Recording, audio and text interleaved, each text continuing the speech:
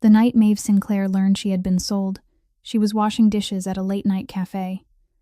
Her father, the man who had vanished 6 months ago, sat at the last table in the back, waiting for her shift to end. He didn't say sorry. He placed a stack of papers and a pen on the table. His hands trembled. His eyes never met hers. Those papers were a marriage agreement with Garrett Thornfield, the man all of Portland called the Ghost. The boss no one had seen in 10 years. People said his face carried the mark of the one time he did the right thing and the world punished him for it. Maeve signed her name at 1 a.m, under a streetlight, in an empty parking lot. Not because she wanted to, but because the only other option was watching her mother and her sister pay the price for mistakes she didn't make. She had no idea that decision would lead her to a mountain estate, where the gardeners carried guns, a room that had been locked for 8 years, and no one in the house dared mention. An enemy with a perfect smile, quietly building a trap from the inside, and a man who had forgotten how to trust anyone until she left a cup of coffee outside his door at dawn, without a single word. If this story touched your heart, hit that like button so we can keep telling stories like this one. Share the video with someone you think needs to hear it. And if you haven't subscribed yet, subscribe now, so you don't miss what comes next. The ink on the paper hadn't even had time to dry before Maeve was sitting alone in her father's old car. Douglas Sinclair stood outside in the parking lot, his back turned, his shoulders drawn inward like a man trying to make himself smaller. He wasn't smoking. He wasn't making a phone call. He wasn't doing anything at all. He just stood there, a shadow beneath the sickly yellow streetlight, exactly like what he'd become in Maeve's eyes over the past 6 months, an emptiness shaped like a human being. Maeve looked down at the stack of papers in her hands. Her signature sat on the final line, the stroke trembling slightly at the first letter, then growing steadier toward the end. She hated that, hated the fact that even in the worst moment, her instinct was still to steady herself, still to keep her hand firm, still to finish what had to be finished. She wished she'd shaken more, wished she'd torn the paper apart, thrown it in her father's face, and screamed in the middle of the parking lot at 1 o'clock in the morning that this wasn't the life she'd chosen. But screaming wouldn't change the number written in the debt ledger, and tearing up the paper wouldn't make the people waiting for that debt disappear. She took out her phone and called her mother. Linda Sinclair answered after 2 rings. Her voice was fully awake, without the slightest trace of sleep, as if she'd been sitting there waiting for this call all night. "You signed it?" Linda asked. "You knew?" "I knew last week." Maeve closed her eyes and rested her head against the car seat. The smell of old cigarettes and cheap perfume still clung to the upholstery. The smell of a man who'd once lived inside this car more than he'd lived at home. "Why didn't you tell me?" "Because there wasn't any other choice, Maeve. Whether I told you or not, the result would have been the same. The only difference is that you would have lost another week of sleep." Maeve wanted to be angry at her mother for that cold practicality. But she understood, and that understanding was worse than anger, because it meant she too had become the kind of person who looked at tragedy and calculated instead of cried. "Him," Maeve said. "Garrett Thornfield. What do you know?" The other end of the line went silent for a few seconds. Then Linda spoke, her voice weighing every word.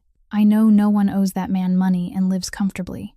I know he disappeared from Portland 10 years ago, up into the mountains, seeing no one. And I know," she paused, "he's never hurt women or children, at least from what I've heard. That's all I can give you tonight. That's all I can give you tonight." Maeve repeated the sentence in her head and felt it settle heavier than any good night ever could. "Take care of yourself, Mom," Maeve said. Then she hung up. She opened the car door and stepped out. The Portland night air was cool and damp, the kind of cool that belonged to a city that knew it was about to rain but hadn't yet decided to begin. Douglas heard the car door and turned around. His eyes were red but dry. He opened his mouth. "I'm sorry, Maeve. I know that." "Send it to them," Maeve said. She held the stack of papers out to her father. Her voice was flat in the way she'd learned from her mother. That way of speaking without letting emotion spill between the words. Because once it began spilling, it wouldn't stop. "Send it before you change your mind. And before I change mine, too." Douglas took the papers. His hands were still trembling, the same way they had trembled when he'd placed them on the café table. The same way they had trembled when he'd signed his name on the line above his daughter's signature. He wanted to say more. Maeve could see it in the way he stood, in the way he leaned toward her as if some invisible cord were pulling him forward. But she didn't give him the chance. She turned away and walked toward the old motorcycle parked in the corner of the lot. The helmet was cold when she put it on.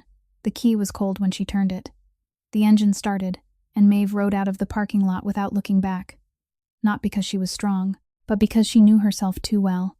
Knew that if she looked back and saw her father standing there alone beneath the streetlight with that stack of papers in his hands, she would turn the motorcycle around, snatch the papers back, tear them to pieces, and hold him. And tomorrow, the debt would still be there, and the people coming to collect it wouldn't hold anyone at all. The road back to her apartment was empty. Portland at 1 o'clock in the morning was a different city, quiet and indifferent. Maeve rode through familiar streets and thought that this might be one of the last times she traveled these roads. 4 weeks from now, she would be up in the mountains, in a house she'd never seen, with a man she'd never met.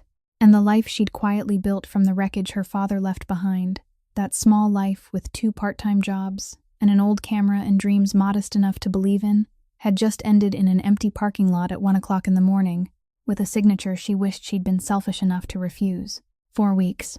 That was the length of time between the night Maeve signed her name in the parking lot and the day she stepped into the black car belonging to the Thornfield organization. 4 weeks that didn't feel like preparing for a wedding, but like cleaning up after an accident. Legal documents, title transfers, more papers to sign, papers she read carefully line by line, because she'd learned the lesson that she should never put her pen down on anything she didn't understand. Every day, she still worked both shifts, the morning shift at the café, the evening shift at the grocery store near home, because the last wages she earned would be left for her mother and Josie. She packed up her rented room slowly, putting a few things into cardboard boxes every night, and each time she closed a box, she had the feeling that she was packing away a piece of her life, sealing it shut, and writing "Don't open again" on the outside.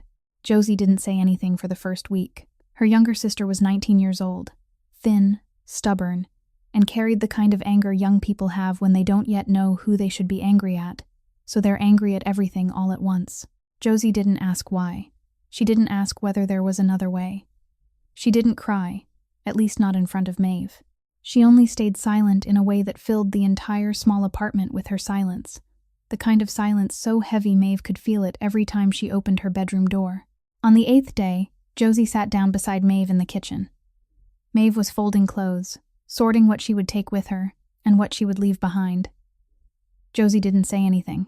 She only placed an old Polaroid on the table, its corner yellowed, its surface slightly curved by time.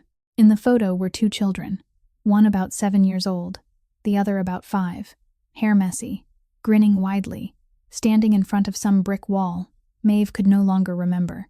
She turned it over. Josie's handwriting was on the back, freshly written, the ink still dark. "Remember the way home?" Maeve looked at the photo.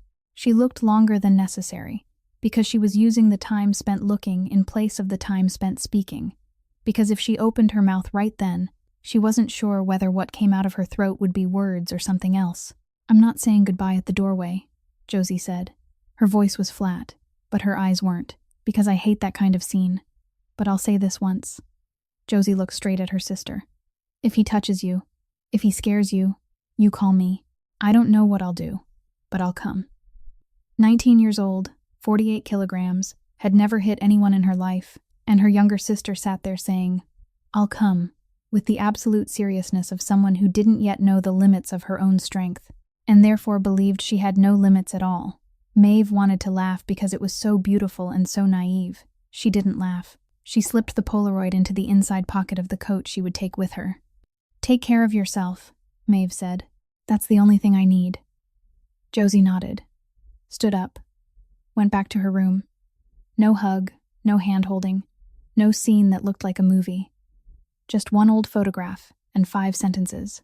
That was the way Josie Sinclair loved, brief and precise enough to carve itself deeper into a person than any speech ever could. On the morning she left, Maeve carried 1 suitcase and her old camera. She stood at the apartment door and looked around one last time. The small kitchen, the sink where she'd washed dishes 1,000 times, the wall with a damp stain in the corner that the landlord had never repaired. There was nothing worth remembering about this apartment, but it was hers, and hers was a luxury she was about to lose. Her mother stood at the door. Linda Sinclair's face was calm, the kind of calm trained over many years of facing situations where crying solved nothing, but her hand was gripping the door frame until her knuckles turned white. Maeve looked at her mother's hand and understood that this was all Linda Sinclair allowed herself to reveal. "Don't let anyone know you're afraid," her mother said. "That's the only thing I ever taught you that's truly useful today." The black SUV was parked in front of the building. The driver wore a dark suit and black glasses. He opened the back door for her without saying a word. Maeve looked at her berceau, looked at the apartment door behind her, where Josie was still in her room, not coming out to see her off, because she'd already said what she needed to say, and there was no need to say more. Maeve stepped into the car, set her suitcase down on the seat beside her, and placed the camera on her lap. The car door closed. The vehicle pulled away. Maeve didn't look back, for the second time in 4 weeks. And this time she understood the reason more clearly than before. Not because she was strong, but because each time she didn't look back, she lost a small part of her ability to turn around, and she needed to lose all of that ability before she could reach the place she had to go. 3 hours in the car meant 3 hours of watching Portland slowly dissolve beyond the window glass. The city thinned out, the houses lowered, then disappeared. The road narrowed, pine forests thickened on both sides, and Maeve had the feeling she was being swallowed into a place where the global positioning system still worked. But help didn't. She didn't speak to the driver. He didn't speak either. The silence inside the car wasn't the uncomfortable kind, but the professional kind. The silence of someone paid to drive, not to make conversation, and Maeve quietly noted that even the way people stayed silent here carried the smell of an organization. The mansion gate appeared after a curve she hadn't seen coming. Iron, no ornament, no name, no sign. Only cameras and a lock system that required the driver to scan a code twice before the barrier lifted. The driveway was long enough for Maeve to prepare herself, then grew longer still, until even that preparation ran dry. When the mansion appeared at the end of the road, she looked at it and thought this wasn't the kind of house someone built to live in. This was a place someone built to endure. Stone and glass, sharp lines, set into the mountainside with the posture of something that didn't need to be admired, only reckoned with. Most of the windows were dark, a few glowed warm, and Maeve looked at those lit squares because they meant someone lived here, because they meant warmth, because they meant something not made entirely of stone. The car stopped. The door opened. The mountain cold rushed in, the kind of cold that didn't ask permission, didn't arrive gradually, only came and reminded her that she was very far from everything familiar. A woman stood on the front steps, around 50, trim, her hair pulled into a tight bun, her eyes so quick that Maeve felt she'd already been read before she had the chance to open her mouth. The woman looked at Maeve for exactly 2 seconds, no more, then gave a single nod with the preliminary satisfaction of someone who had seen enough to make a temporary judgment. "Miss Sinclair, I'm Aldridge, the housekeeper. Your room is ready, and dinner is waiting. Mr. Thornfield is not present at the moment." She paused for exactly 1 beat. "He'll see you when it's convenient." Convenient. Maeve heard the word and felt its weight. Not soon. Not right away. Convenient. As if meeting his newly arrived wife were an item on a list that could be placed before or after other items, depending on how busy the day happened to be. She didn't know whether to feel relieved or insulted, so she chose to feel nothing at all and followed Mrs. Aldridge inside. The foyer was wide, the ceiling high, all stone and iron, with a fire burning at the far end. Mrs. Aldridge led her through it, speaking as they walked, her voice brief and precise, like someone who had repeated these pieces of information many times, but had never once made them less serious. Then she stopped in the middle of the hallway, turned to look at Maeve, and her voice changed. Not colder, but heavier. The kind of heaviness that belonged to a person about to say something important. "This mansion has 3 rules, Miss Sinclair. First, don't enter any room you haven't been invited into. Second, don't ask about anything that happens here after 10 o'clock at night. Third, don't contact anyone outside without informing me or Mr. Thornfield first. Mrs. Aldridge gave those 3 rules in a flat voice, without threat, without explanation, with the attitude of someone presenting facts that did not require agreement. Maeve listened and didn't ask why, not because she was afraid, but because she was smart enough to understand that in a house with 3 rules like that, the word why wasn't a question. It was a test, and she didn't want to take it before she knew who the examiner was. "I understand," Maeve said. Mrs. Aldridge looked at her for 1 more second. Then she nodded a second time, more lightly now, almost with approval. "Good. I'll show you to your room." Maeve followed her up the stairs. The mansion was quiet in the way. Places too large for the number of people living inside them are often quiet. Not the silence of peace, but the silence of empty space. She thought about the 3 rules. Don't enter any room you haven't been invited into, meant there were rooms containing things she wasn't supposed to see. Don't ask about the night meant night in this place was different from day. Don't contact anyone outside without informing someone first meant information. Moving in and out of this house was controlled, and she had just stepped inside that system of control. Prison or fortress, Maeve didn't know yet. But she knew one thing. Both had high walls and locked doors, and the only difference lay in whether those walls kept her in or kept something else out. Garrett Thornfield was not present, and somehow, his absence filled this house more than any presence Maeve had ever known. Maeve ate dinner alone in her private room on the 2nd floor. The room was larger than she had expected. The fireplace already lit before she arrived, the large bed covered with a thick blanket, and on the writing desk beside the window stood a vase of wild mountain flowers. They weren't flowers bought from a shop, but the kind that grew along the mountainside, placed in a rough ceramic vase with the neatness of someone who wasn't used to arranging flowers but had tried. Maeve looked at the vase, noted it, but didn't assign it meaning yet. Over the past 4 weeks, she'd learned that placing meaning on something too soon was the fastest way to misunderstand it. Dinner was better than she'd imagined. Roasted meat, potatoes, greens, warm bread. The meal of a house with a decent cook. Not the meal of a place Portland rumors described as a monster's den. She finished it, because she was practical and hungry, and because her mother had taught her never to refuse food when she didn't know when the next meal would come. 10 o'clock at night. Garrett Thornfield still hadn't appeared. Mrs. Aldridge had said, "When it's convenient." And clearly, convenience hadn't arrived yet. Maeve sat on the bed, looked around the room, looked at the vase of flowers, looked at the fireplace, and made a decision she knew Mrs. Aldridge wouldn't approve of. She wouldn't sit and wait. She stood, opened the door to her room, and went downstairs. The hallway was long, lit with yellow lamps, silent. She turned left, then realized she didn't know where she was going. Lost at the 2nd turn, she met a staff member walking the opposite way, a young man in a simple dark uniform, his steps light, his eyes watchful.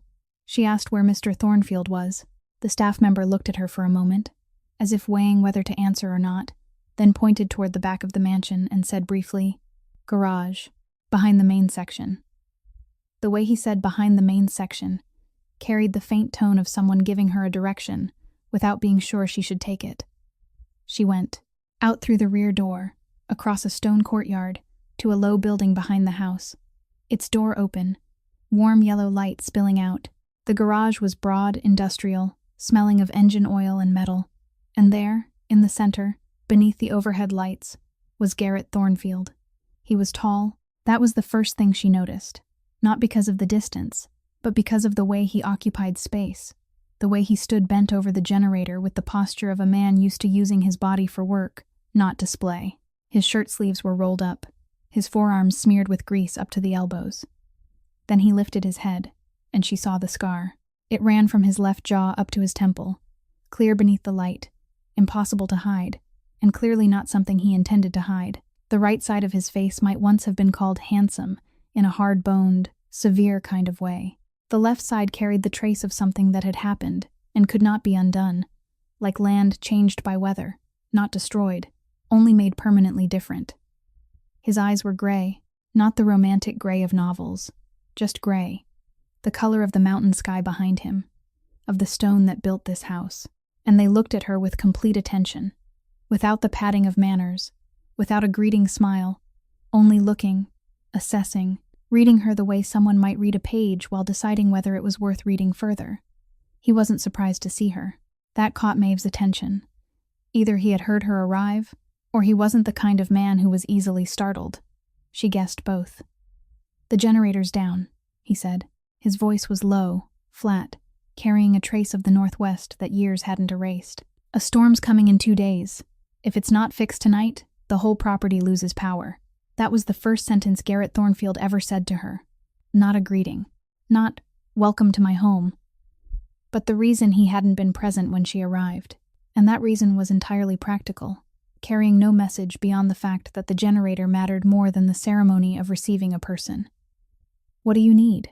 he asked, his eyes already returning to the generator, his hand already taking up the wrench again. "To meet you?" Maeve said. "Because that's why I'm here." His hand stopped. He looked up again, this time longer, and Maeve felt the difference between the first look and this one. The first had been inspection. This was real assessment, the kind of look people gave something that had passed the first filter. "You're afraid," he said. It wasn't a question. "Yes," Maeve said. "Good." He set the wrench down. "People who aren't afraid here are either stupid or lying. You don't look like either." Then he turned back to the generator and began explaining. Not explaining to her, exactly, but explaining to himself. The way someone speaks when his hands are focused and his mouth follows them. He talked about the backup electrical system, about how the generator connected to the main grid, about which part had failed and why it had failed right when the weather was turning bad. 5 minutes, 7 minutes. His voice changed during that time, from flat to rhythmic, from restrained to almost comfortable, with the concentration of someone speaking about something he truly understood and forgetting that anyone was listening. Then he stopped, in the middle of a sentence. His eyes blinked once, and Maeve saw the moment he realized he had just spoken continuously for 7 minutes to a stranger. His face changed, fast, like a window slammed shut by the wind, the comfort vanishing, replaced by the familiar layer of control Maeve guessed he had worn like armor for 10 years. He straightened. "There's a dark room in the basement. No one's used it in 8 years. If you take photographs, you can use it." Maeve blinked. "You know I take photographs?" Garrett looked at her, his gray eyes still and flat. "I don't invite people into my house without knowing who they are." That sentence wasn't a threat. It wasn't bragging either. It was simply fact, presented in the same voice he'd just used to explain the generator, the voice of a man who said something, and once said it was true and needed no decoration. Maeve noted it. He had investigated her. He knew she took photographs, probably knew she had dropped out of school, knew she worked 2 jobs, knew more than she imagined, and he had given her a darkroom before she could ask. Not because he was generous, because he had already calculated that she would need it. She went back up to her room after that, lay on the wide bed, stared at the ceiling, and listened to the mountain wind outside the window. She thought about Garrett Thornfield, about the scar he didn't hide, about the way he had talked for 7 straight minutes, then closed himself off like a man who had accidentally left a window open in winter, about the vase of wildflowers in her room, about the dark room no one had used in 8 years, which he still mentioned as if it had been waiting for the right person. He wasn't the monster Portland whispered about, nor was he a good man by any definition Maeve had ever known. He was something she didn't yet have a word for. And the most troubling thing wasn't that she was afraid, it was that she was curious. The first week at the Thornfield mansion taught Maeve more than 4 years of college ever had. Not knowledge from books, but the kind of survival knowledge the body learned faster than the mind. Breakfast was the first example. Every morning, Garrett was already seated at the head of the table, documents spread out before him, a cup of black coffee on his right, a pen on his left. He didn't look up when she came in. On the second morning, she sat down across from him and silently poured herself water. 4 minutes passed without anyone speaking. Then Garrett, his eyes still on the documents, said, "Is your room warm enough?" Maeve said, "Yes." He nodded, stood, and left the table. The entire conversation lasted 12 seconds. Maeve watched him go and understood that this wasn't rudeness. This was the full supply of social language the man still had left after 10 years of living alone, and he had used all of it on her in those 12 seconds. She went down to the basement darkroom the next day. It was old, dusty in the corners, but fully equipped, with an enlarger, developing trays, hanging clips, and chemicals arranged in order on the shelves. And the printing table had been cleaned before she arrived. Not wiped in passing, but cleaned carefully. The carefulness of someone who didn't know what a darkroom was used for, but knew that cleanliness was the smallest way to show that someone was being expected. Maeve placed her hand on the surface of the table, felt it dry and cool, and thought of Mrs. Aldridge, or perhaps someone else, standing here before her and wiping this table clean for her. She began taking photographs that day, not for art, to understand. She photographed the hallways, the staircases, the camera angles, the doors, the areas where staff came and went. The camera was her way of reading a place where her mouth wasn't allowed to ask too many questions. And the more she read, the more she saw things that didn't fit an ordinary house. The gardener wore tactical boots. The driver carried something heavy inside his coat that she knew for certain wasn't a wallet. Cameras sat at every corner, not the consumer kind bought at an electronics store, but the kind she had only seen in documentaries about military facilities. That evening at dinner, she said directly, "Your gardener carries a weapon." Garrett was cutting his meat and didn't look up. "My gardener knows how to plant trees and how to shoot. Those two skills don't exclude each other." Maeve looked at him. "I'm living in a fortress." Garrett lifted his eyes, his gray gaze reading her for half a second. "You're living in the safest place in Oregon. There's a difference." Then he returned to his meat. The conversation ended. But the information stayed, and Maeve placed it beside Mrs. Aldridge's 3 rules. Beside the vase of wildflowers, beside the darkroom that had been cleaned for her, all inside the same picture slowly beginning to take shape. That picture changed completely on the afternoon. She found the small path behind the garden that led to a cluster of outbuildings. 3 or 4 small houses, neat, lived in. She heard children playing in the yard before she saw them. Laughter and the sound of a ball bouncing on cement. Family, life, normality. Right behind the mansion of the man Portland called the Ghost. She went back and asked Mrs. Aldridge. The woman was silent for a few seconds, the weighing silence of someone deciding how much to say. "Families of former staff. Mr. Thornfield lets them live here and provides for them. No one outside knows." Maeve asked why it had to be secret. Mrs. Aldridge looked at her with eyes that were quick and sad at the same time. Because if the outside world knew he had a weakness, they would use it. That afternoon, Maeve was taking photographs in the corner of the garden when she heard noise from the front courtyard. 2 security staff brought a man in, his body unsteady, his face lowered. Garrett stepped out through the main door, stood across from him, and looked at him in silence.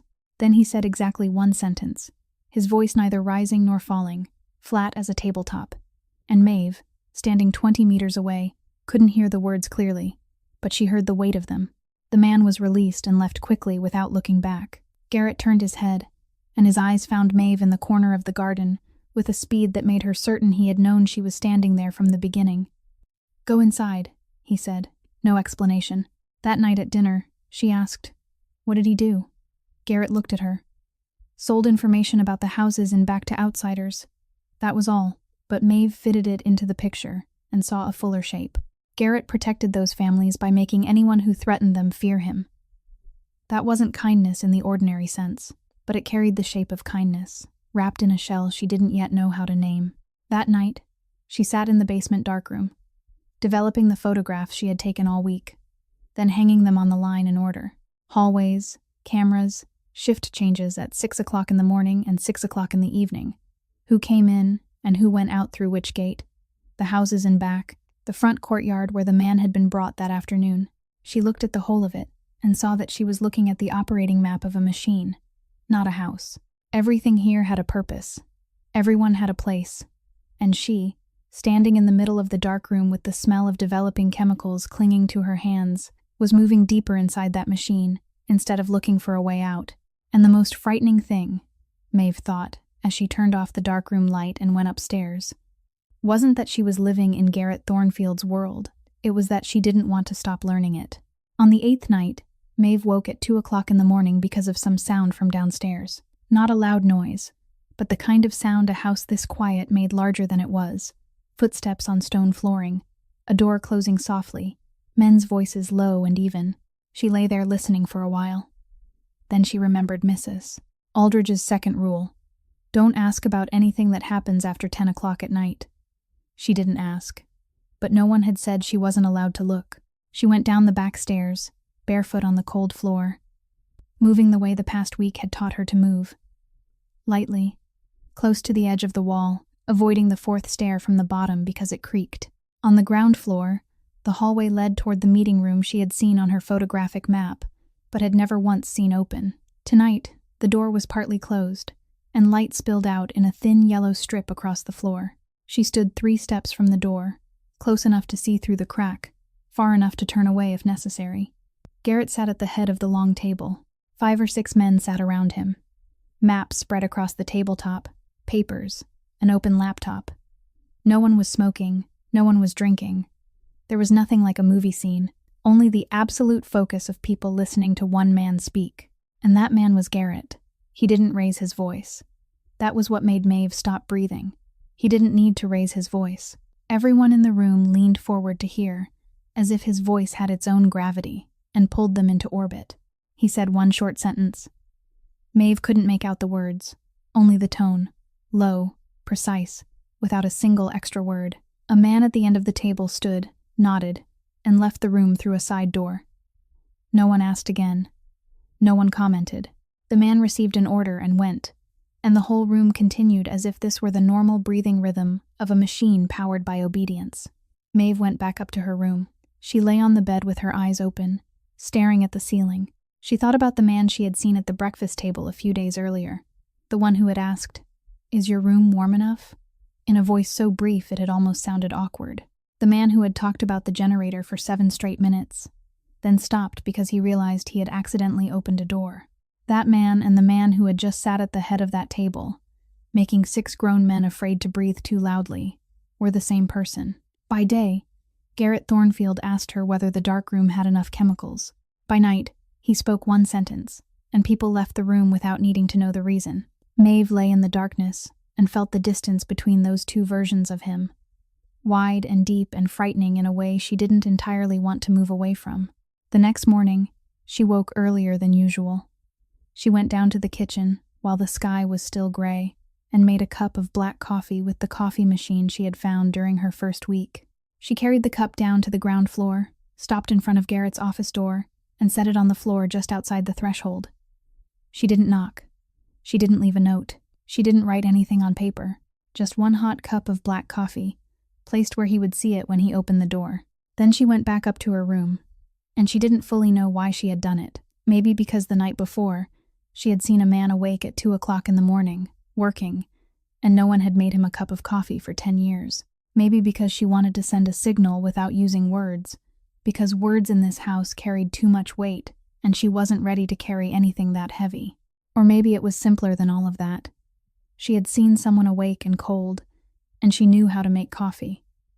At breakfast that morning, she came downstairs to eat and saw the coffee cup on the kitchen shelf, empty, washed clean, placed back exactly where she usually saw it every morning.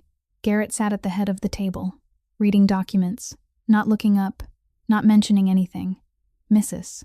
Aldridge passed through the kitchen twice and didn't mention anything. No one in this house said a single word about the cup of coffee. But it had been drunk, and it had been washed by hand, not put in the dishwasher, because Maeve recognized the water still wet on the side of the cup in the way something looked after being hand-washed and left to drain, not machine-dried. Garrett had washed it himself. He hadn't left it for Mrs. Aldridge. He hadn't left it for any member of the staff. He had washed it with his own hands and put it back in the right place. Maeve looked at the cup and filed that detail in the same place in her mind as the vase of wildflowers on the desk in her room, as the basement darkroom that had been cleaned before she arrived, as the sentence, "If you take photographs, you can use it," spoken in the flat voice of a man who gave something without knowing how to name what he was giving. Things no one said out loud, but someone had done. That afternoon, as Maeve walked down the second-floor hallway toward her room, she stopped at the end of the corridor. A door she had passed many times, but had never seen open. Locked. Always locked. It looked no different from the other doors, except for the fact that it was the only door in this house Maeve had never seen anyone stand near. Staff passed it faster. Mrs. Aldridge never stopped in that stretch of hallway. Maeve asked Mrs. Aldridge about it that evening, her voice ordinary, as if she were asking about the weather. The woman shook her head, her face closing quickly like a curtain being drawn. "Nothing you need to know." Maeve asked Garrett at dinner, in the same ordinary voice. "What is the room at the end of the second-floor hallway?" Garrett looked up. His gray eyes settled on her, and his voice when he answered carried something she hadn't heard before. Not coldness, not anger, but hardness. The kind of hardness a steel door has when you touch it. "Not your room." 3 words. Then he turned back to his plate. Maeve didn't ask again. She had learned enough that week to know that some doors were closed for a reason, and sometimes that reason wasn't to hide something dangerous, but to keep something too heavy from spilling out. She didn't know which kind of door stood at the end of the hallway, but she knew she would find out. Not today, but she would. On the 10th day, Everything changed.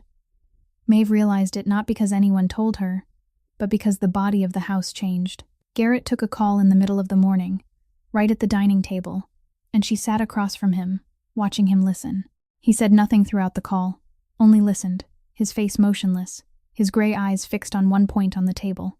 Then he hung up, stood, and walked straight into his office. The door closed. For the rest of that day, it didn't open.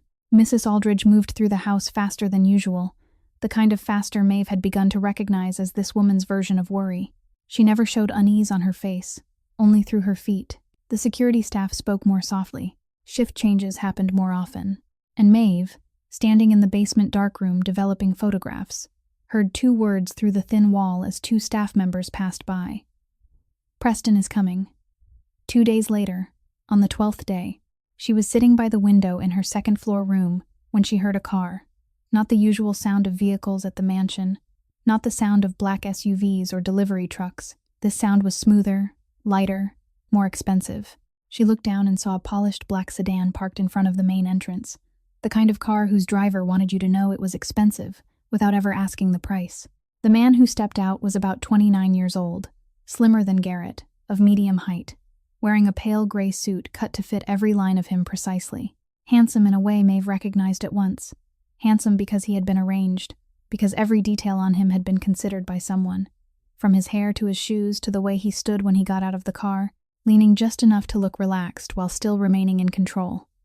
Preston Thornfield, Garrett's cousin. He stood in front of the mansion and looked up, and Maeve, through the instinct of 4 years holding a camera, through the habit of observing people through a lens before observing them with her eyes, raised her camera and took a picture. Not of him, exactly. Of that moment, the moment when Preston thought no one was watching and allowed his real face to appear. And that real face, when Maeve saw it through the viewfinder, wasn't the face of a man returning to an old home. There was no nostalgia, no warmth. Those were the eyes of a man counting, calculating, looking at the house as if he were looking at an inventory of assets. She pressed the shutter. The camera recorded it. Maeve lowered the camera and stepped back from the window, her heart beating faster than usual for a reason she couldn't yet name, but her body had already classified it. Danger. Dinner that night had 3 people. Preston sat in the middle of the table with the ease of someone familiar with every corner of the place. So familiar that he knew exactly where to sit in order to occupy the most space without appearing to do it on purpose. He was good at conversation. Very good. The kind of good Maeve, having grown up in Portland, had seen enough times to recognize. Good because of practice, not because of nature. He asked her about her family, about photography, about how she felt living here. Every question was polite, proper, and carried just enough concern to make the person being asked feel seen. But Maeve, who had spent the past week observing every detail in this house through a lens, recognized the rhythm. He didn't ask because he wanted to know the answer. He asked to build a file. Every answer she gave was another piece Preston was fitting into the picture he was drawing of her, and that picture had a purpose she couldn't yet see. Garrett sat at the head of the table and said nothing, but his silence occupied the room in its own way. Every time Preston opened his mouth, Garrett set his knife down on the table, slowly, deliberately, then picked it up again. He didn't look at Preston, didn't react, didn't confirm or deny anything he said. He only set the knife down and picked it up again, and Maeve recognized that as language, the kind of language the entire table could read.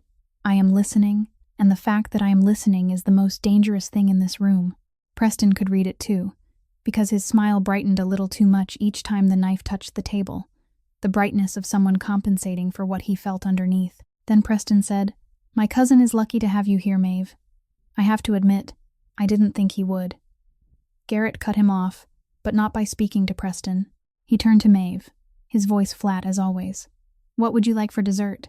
He erased Preston from the conversation. Completely. No need to raise his voice. No need to argue. Only turn his face in another direction and ask an ordinary question as if the man sitting in the middle of the table didn't exist. Preston laughed. The smile was still beautiful, still reached his eyes, but his hand tightened 1 degree around the stem of his wineglass, and Maeve filed that away in the same place in her mind where she was filing everything. After dinner, she went down to the darkroom. She took the roll of film she had shot that afternoon, developed it, and hung it up. She found the photograph of Preston stepping out of the car and enlarged it. Studied it closely. The inventorying gaze was clearer in the enlargement, the corner of his mouth slightly curved, but his eyes weren't smiling. His eyes were calculating. She took the photograph, went upstairs, and knocked on Garrett's office door. "Come in." He was sitting behind his desk, papers spread everywhere, a pen in his hand.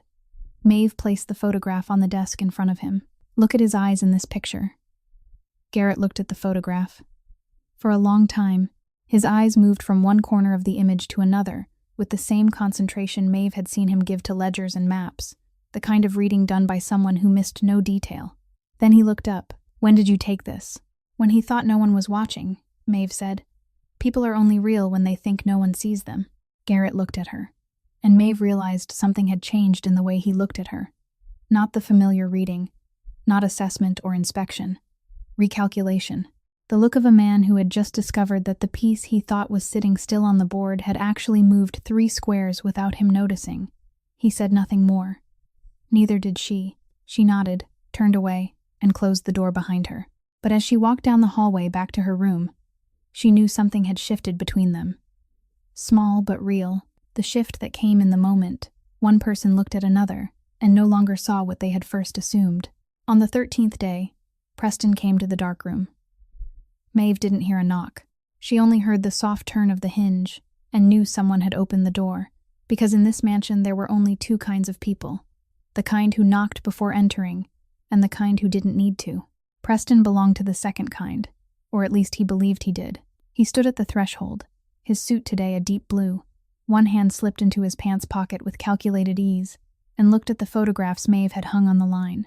His eyes moved from one image to the next, slowly, with an attention she couldn't be sure was real or performed, but convincing enough that telling the difference became difficult. "You have a good eye," Preston said. His voice was warm, the kind of warmth adjusted down to the exact degree. "Strong composition. You're not afraid of darkness. Not many young people can shoot like that." Maeve kept developing the photograph, her hands moving through the chemical tray. "Thank you." Preston stepped inside and walked along the line of photographs. Then he stopped, leaned back against the opposite table, and began to tell a story. Not immediately, but in the manner of someone who had prepared it in advance and wanted it to seem natural, with a pause before he began, a soft breath, a glance away, then back again. Perfect technique. And he didn't begin with the explosion. He began afterward. "Rachel called off the engagement 3 months after he was discharged," Preston said. "She came to the hospital exactly once, looked at his face through the bandages, then walked out without saying anything. The following week, she sent a letter." He stopped, giving the sentence room to settle. "I was the only one who sat in that hospital. Every day. 3 weeks. 19 years old, sitting in a plastic chair in the hallway, waiting for my cousin to wake up, then waiting for him to recover, then waiting for him to look in a mirror for the first time. I sat there because no one else did." Maeve's hands were still in the chemical tray, her eyes still on the image taking shape, but all her attention had moved to the back of her neck, where she could feel Preston's voice the way one feels someone standing too close. The story he told had weight. She didn't deny that. 3 weeks in a hospital, 19 years old, alone. If it was true, then it was something heavy, and she respected heaviness. Then Preston told her about the explosion. His voice dropped by 1 tone, his eyes on the photographs hanging from the line instead of on her, the storytelling technique of a person who wanted to seem as if he were remembering, not presenting. He was 19. He had been near the warehouse district with Garrett. Smoke rose. Garrett stopped the car. Preston tried to hold him back, grabbed his sleeve, pulled him. Garrett brushed him off as if it were nothing and ran in. "I stood outside," Preston said, his voice lower. "I stood outside and watched. He went in 3 times. The second time, the roof collapsed, and I stood there." He paused. "That was what I did." The darkroom was quiet. The smell of chemicals was sharp. The photograph in the tray had already appeared clearly, but Maeve didn't lift it out. "You want to understand him," Preston said, his voice shifting into something lighter, closer, the closeness of someone sharing a secret. "I can see you trying, and I want you to know what you're going to face." He looked at her for the first time since he had begun speaking, and in his eyes there was something complicated enough that it might have been real.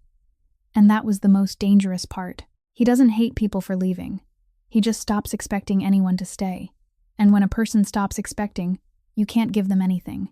because the door that receives has already closed. That sentence remained in the darkroom like the smell of chemicals, clinging to the walls, clinging to the photographs, clinging to the air Maeve breathed. She recognized the technique. Preston didn't say, "He'll push you away." Preston said, "You won't be able to give him anything."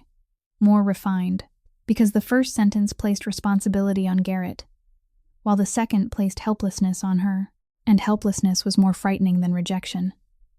Maeve pulled the photograph from the tray, hung it on the line, clipped it in place.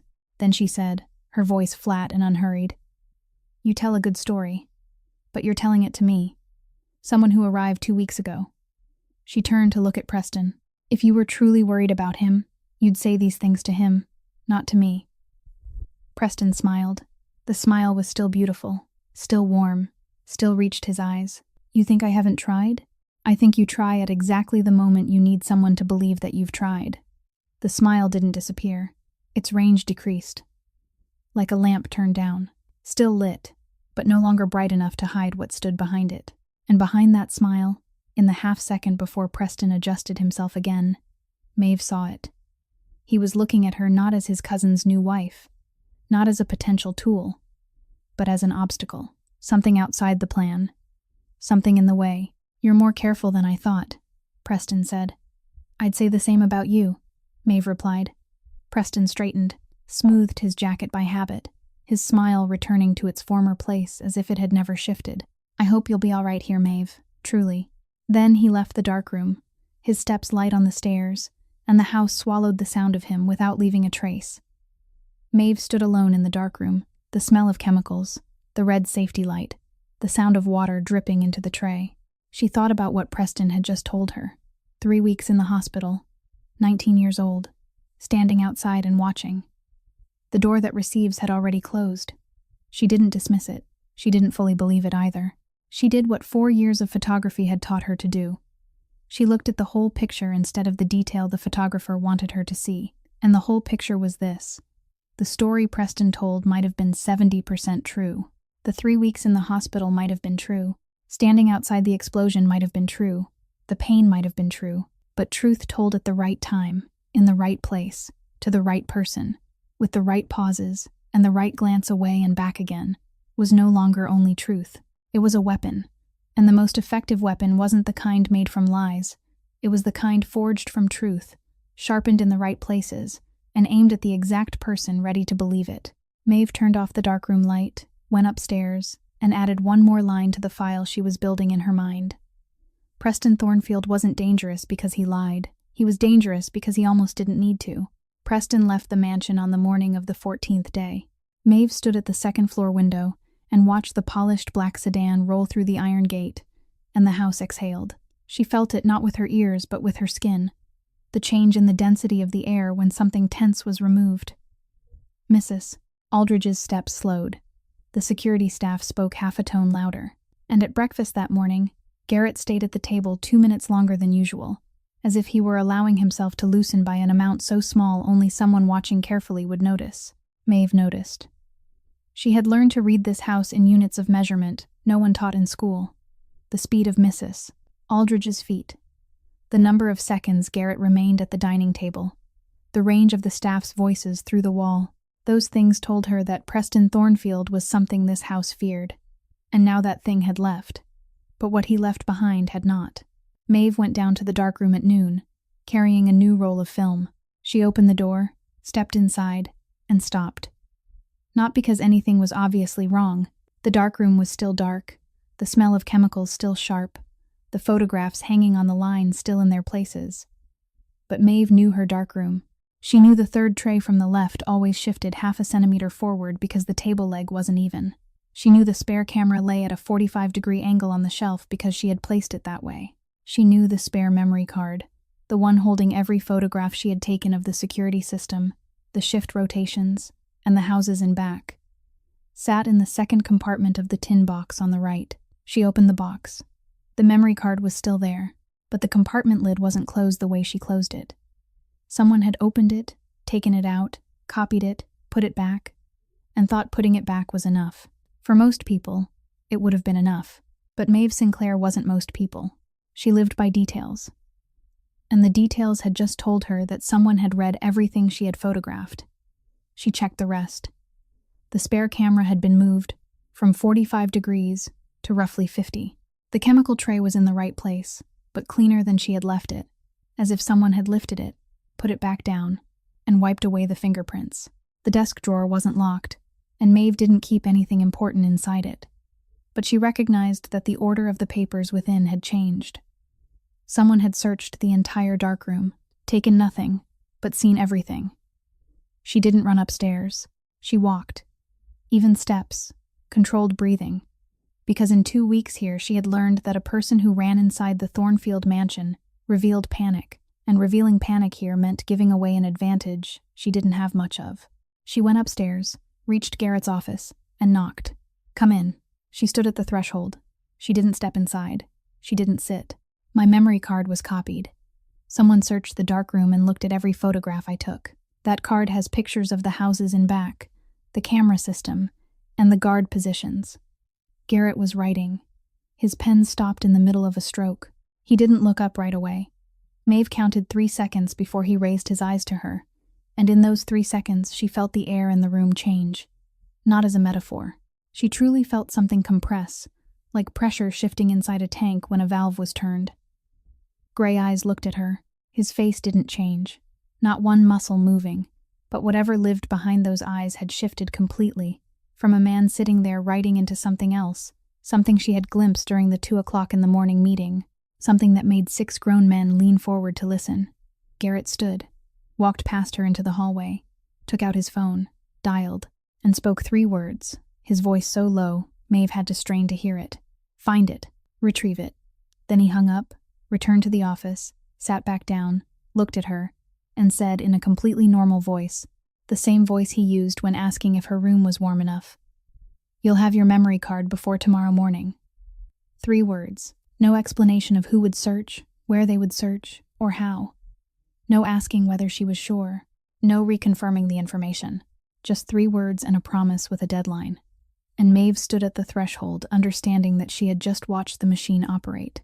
Not through the cracked door of a nighttime meeting, but here, right in front of her, in 3 words spoken over the phone that no one on the other end of the line questioned. "Who?" she asked. "Someone inside the house. Preston bought him beforehand." "You knew?" "I suspected. Now I know." She looked at him. He looked at her, and she realized something Preston had not told her in the darkroom the night before. Garrett Thornfield wasn't a man who sat waiting for the world to come to him and then reacted. Garrett Thornfield was a man who already knew the world was coming, and was counting every step. The next morning, she went down to the darkroom. The memory card lay on the printing table, in the exact place she usually put it, at the exact angle, in the exact compartment, as if it had never been taken. She picked it up, checked it, and the data was complete. Then she noticed. The young staff member she often saw in the ground floor hallway, the one who had shown her the way to the garage on the first night, the one she had photographed during shift change twice in the first week, was no longer here. No one mentioned him. There was no announcement, no explanation. He had simply vanished from the rhythm of the house, like a note erased from a piece of music, noticed only by someone listening very closely. Maeve listened very closely, and she didn't ask. That night, Garrett called her into his office. The desk was covered with ledgers, papers, and spreadsheets, printed on paper, with numbers circled in red pen. He didn't invite her to sit, but she sat, because she had moved past the stage of waiting to be invited. Garrett spoke, and his voice was different from every version of it she had heard before. Not his usual flat voice, not the low and dangerous voice from the 3-word phone call the day before. This was an explaining voice, cold, methodical. The voice of someone laying the chessboard open for her to see, because he had decided she needed to see it. Preston has managed the organization's legal financial operations for 4 years. There are systematic discrepancies in the books, small, consistent, and very difficult to detect unless you know where to look. He has been drawing money from business accounts, each time in an amount small enough not to trigger an audit. "I've known for 8 months. 8 months? Maeve looked at him. "And you waited? Waited for a mistake big enough." Garrett looked at her, his gray eyes flat and calm. "This week he made one. He touched your things." Maeve sat in the office, looking at the ledgers, looking at the numbers circled in red, looking at the man seated across from her, and the picture in her head assembled itself all over again. Garrett wasn't a victim betrayed by his cousin. Garrett was a man who had known he was being betrayed for 8 months, and had chosen to sit still, observe, count, and wait. Not because he was weak, but because he was playing a longer game than Preston realized, and Preston had just broken the one rule Garrett did not overlook. Not a rule about money, not a rule about ledgers, a rule about the things Garrett considered his. Preston had touched her things, and in Garrett Thornfield's world, that wasn't a mistake. It was a sentence. At 2 o'clock in the morning that same night, Maeve was still sitting in Garrett's office. The ledgers were still spread across the desk, the red circled numbers still looking up at her from the pages, and Garrett was still sitting across from her with a cup of coffee gone cold that he hadn't touched. She didn't return to her room after he showed her the chessboard. She stayed, because a chessboard meant nothing without the next move, and Garrett's next move, she realized after 10 minutes of listening to him speak, was not to move. "What's your plan?" she asked. "Send everything to Beckett, my lawyer in Portland. He'll build a full legal file. Wait for Preston to make a mistake big enough for the file to stand up under anyone's review. How long will that take? 6 months. Maybe more." Maeve looked at him, looked closely, through the calm, through the flat voice, through the way he laid out a 6-month plan, in the same tone he used when talking about the generator. Precise, logical, and entirely missing one thing she had learned to recognize after 2 weeks in this house: urgency. Garrett didn't lack intelligence. He lacked the habit of having someone standing beside him to remind him that intelligence alone wasn't enough. "You don't have 6 months," she said. Her voice didn't rise or fall, only stayed flat and exact in the way she had learned from her mother, the way of speaking to be heard, not to impress. And waiting isn't a strategy. Waiting is a habit. You're used to waiting because you're used to being alone. Garrett set the coffee cup down, slowly, his gray eyes fixed on her with the intensity she had seen him give to ledgers, to the 2 o'clock in the morning meeting, to anything he considered worthy of serious analysis. No one spoke to Garrett Thornfield that way, and told him he was used to being alone, not because no one thought it, but because no one was reckless enough or close enough to say it. He didn't answer, but he didn't interrupt either. And in a house where silence was the main language, the fact that he didn't interrupt was a form of permission. "Preston is planting a story in Portland," Maeve continued. "I haven't confirmed it with my mother yet, but I'm sure of it. He's telling the outside circle that you're losing control, that this marriage is irregular, that there are problems with the books. He isn't building a legal file. He's building a stage, and that stage needs an audience." "What audience?" "Warren Hollis's gala, 11 days from now. Every partner, every important face in Portland will be there. That's the perfect stage for Preston. He'll make his move there, in front of everyone, because a public accusation is harder to refute than an accusation made behind closed doors." She paused. "Which means that's where we make our move first. We." The word fell into the space between the desk, between the ledgers and the cold cup of coffee, between two people sitting across from each other at 2 o'clock in the morning in the house on the mountain. Maeve watched Garrett receive it, not quickly, not with a nod of agreement, but with the slow receiving of material not yet used to holding something new, resisting lightly before making room. He had heard the word "we" many times in his life, from partners, from subordinates, from Preston, but not from someone sitting across from him at 2 o'clock in the morning and saying it with that meaning, the meaning of someone choosing to stand on the same side, not because she had been forced, but because she had finished her calculations and decided to stay. "Hollis won't stand with me just because of documents," Garrett said. "Hollis will stand with the truth if the truth arrives the right way, at the right time, from the right person." "Who?" "Me." Maeve said it, and she saw Garrett's eyes change. "I'm the only person Preston doesn't consider a threat. He met me in the dark room, told me the story of how you turned to stone, and walked away believing I would either doubt you or be too scared to act. He looks at me and sees a 21-year-old girl from a family in debt. That's the greatest advantage we have." Garrett looked at her for a very long time. Then he said, his voice half a tone softer than usual, "You've been here 2 weeks, and I'm sitting here at 2 o'clock in the morning discussing strategy with you instead of lying in bed afraid. If that isn't enough for you to consider it, then Preston is right about you. The door that receives has already closed." She deliberately used Preston's own words, and she saw them touch him, saw them pass through the layer of control, through the armor, into some deeper place she couldn't see but knew existed. Garrett's face didn't change, but his hand, the one holding the pen, loosened, lightly, quickly, just enough for her to recognize that what had just happened wasn't agreement. It was real consideration, for the first time in a very long while, of the possibility that the door that received might not be fully closed after all. "One more thing," Maeve said. "Preston searched my things in the darkroom. He wasn't only looking for pictures of the security system, he was looking for anything he could use. And I have professional contact with Professor Morrison at the University of Portland, the person who supervised my photography portfolio before I dropped out. Emails, calls, technical exchanges. If Preston wants to twist a connection into something worse, that's the easiest target." She looked straight at him. "I'll contact Morrison tomorrow. Ask for written confirmation that the relationship is entirely professional, along with the full history of our email exchanges. I'll print it out. Bring it when needed. If Preston plays that card, I'll already have the answer." Garrett looked at her. She counted 4 seconds before he spoke, and those 4 seconds were not hesitation, but the time of a man redrawing the map inside his head, erasing the old image and replacing it with a new one.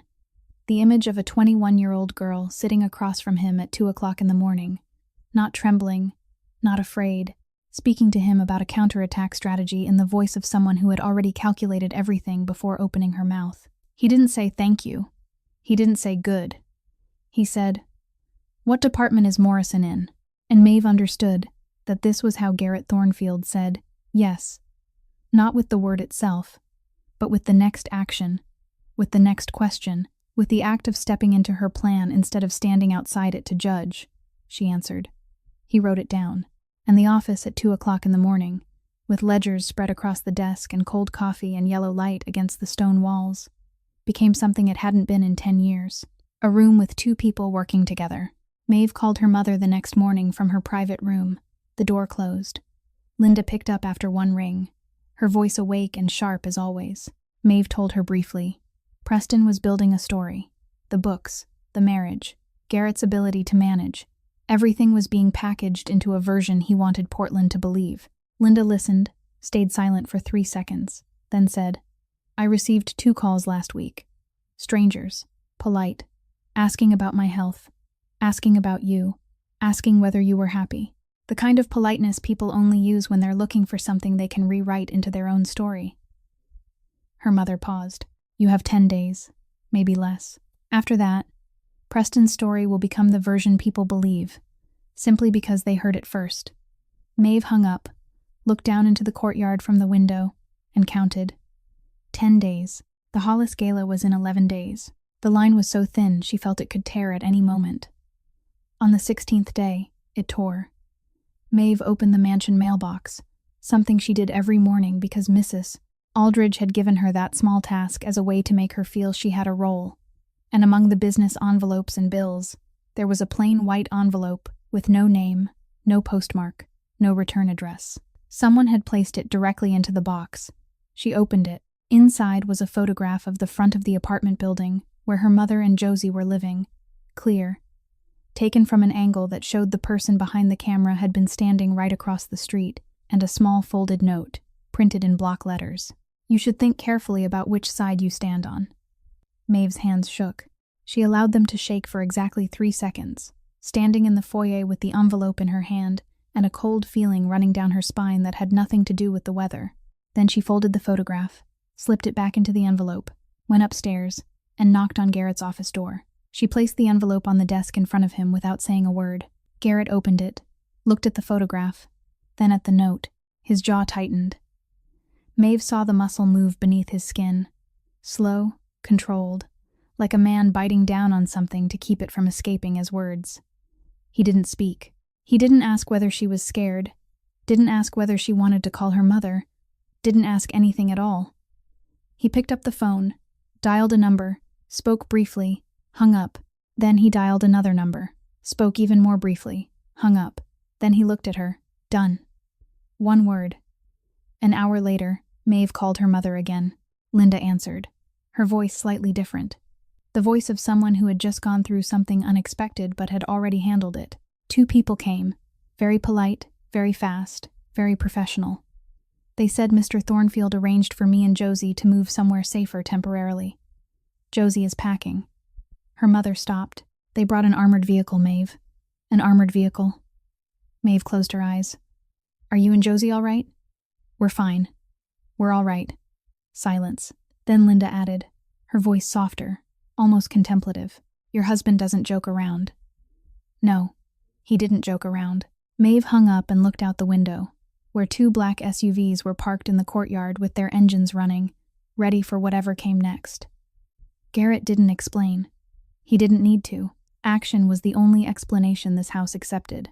2 days later, on the 18th day, Maeve made a mistake. She knew it was a mistake the moment she did it.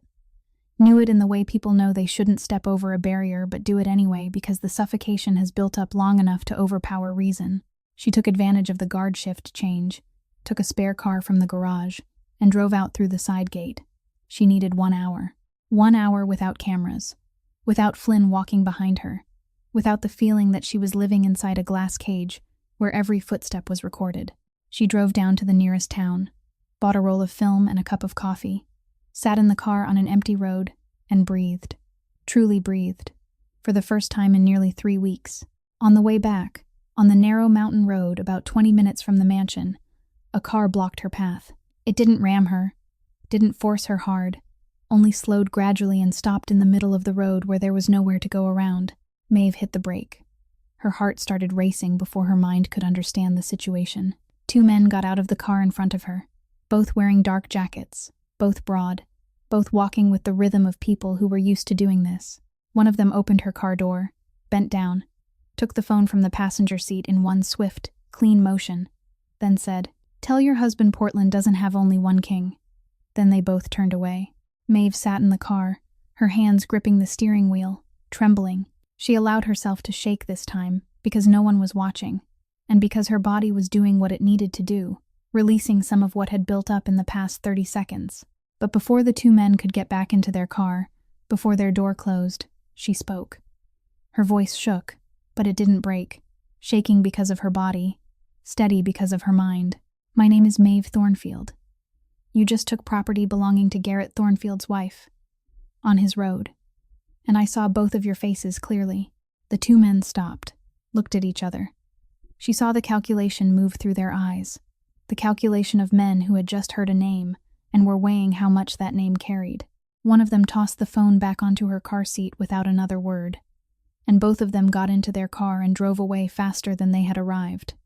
The Thornfield name was heavier than she had thought, or more precisely, it was exactly as heavy as she had thought, but she had never used it until that second. She drove back to the mansion, her hands still trembling faintly on the steering wheel, but keeping the car straight, through the main gate this time, not hiding. She parked, got out on her own, walked inside on her own, and found Garrett in his office on her own. He looked up when she stood in the doorway, and she knew he already knew she had slipped away, because Garrett Thornfield knew everything that happened in his house, and her absence for the past 2 hours had certainly been noticed from the first minute. "Someone blocked my car on the mountain road," she said. "I slipped out. That was my fault. I drove them off with your name."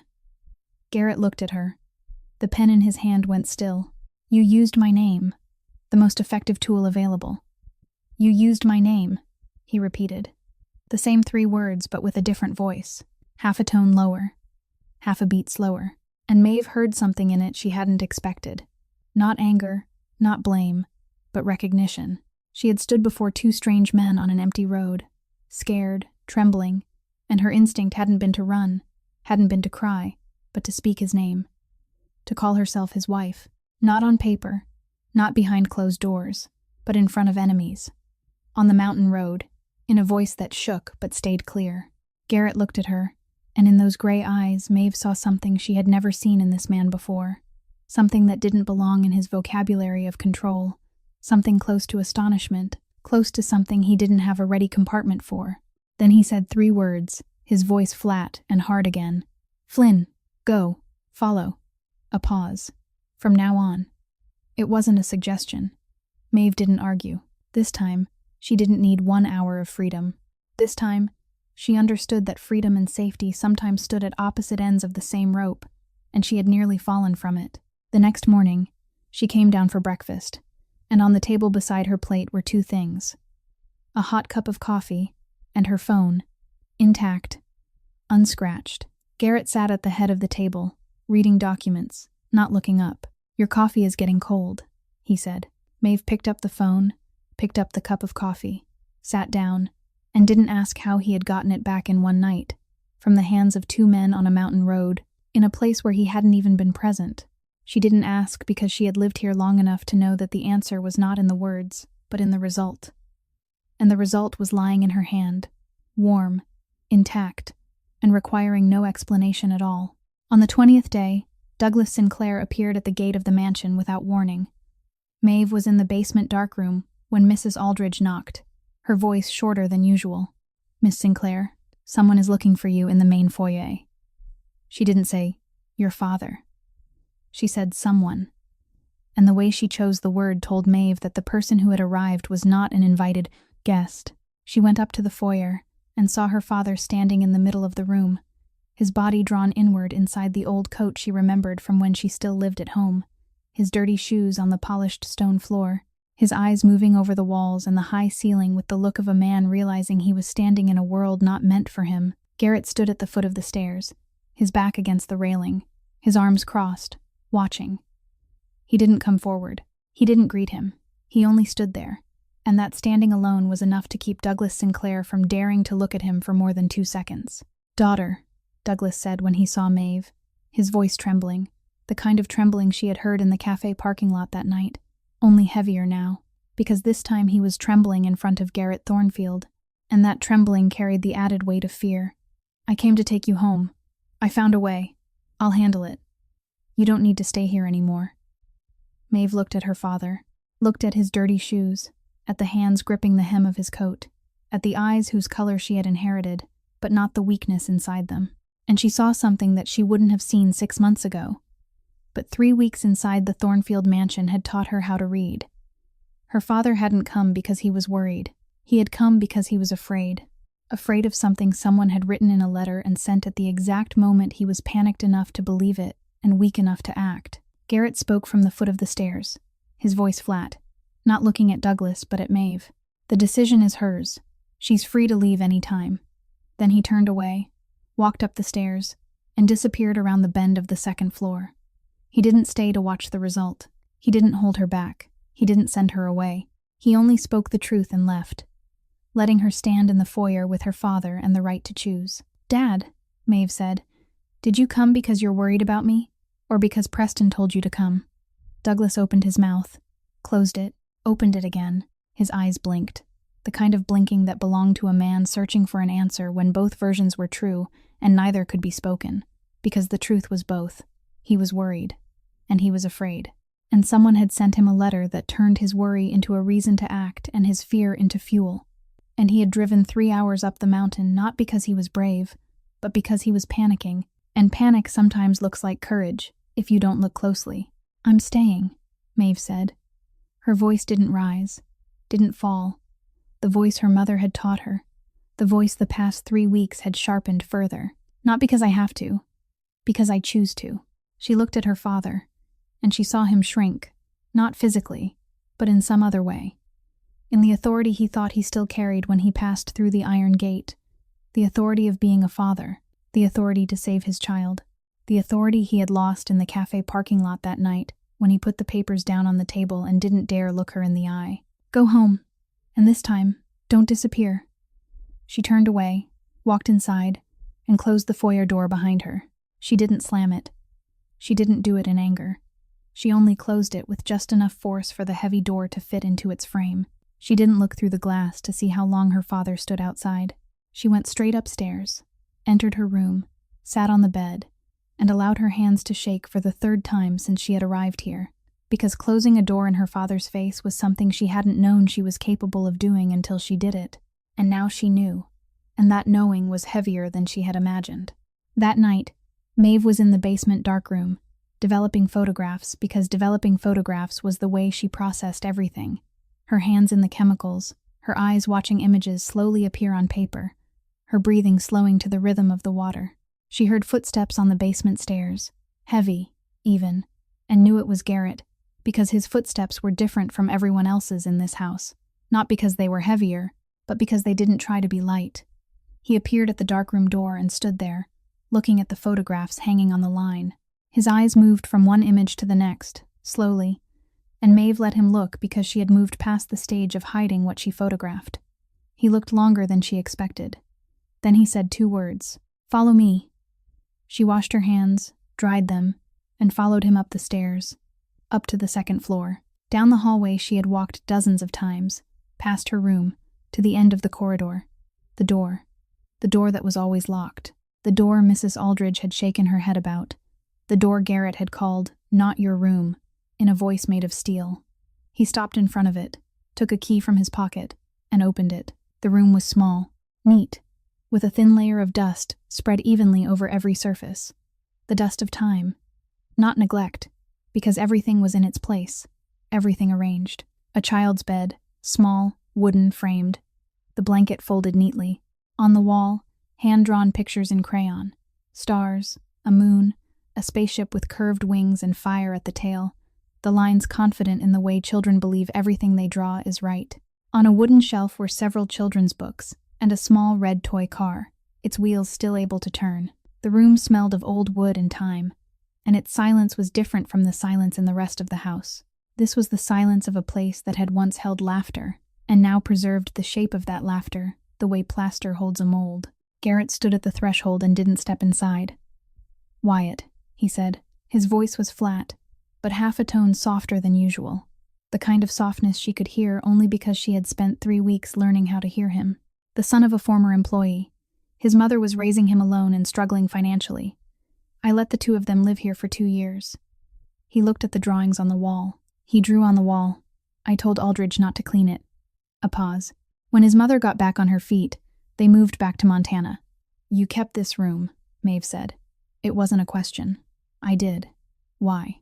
Garrett looked at the little red toy car on the shelf. And Maeve saw something she hadn't thought she would ever see in this man.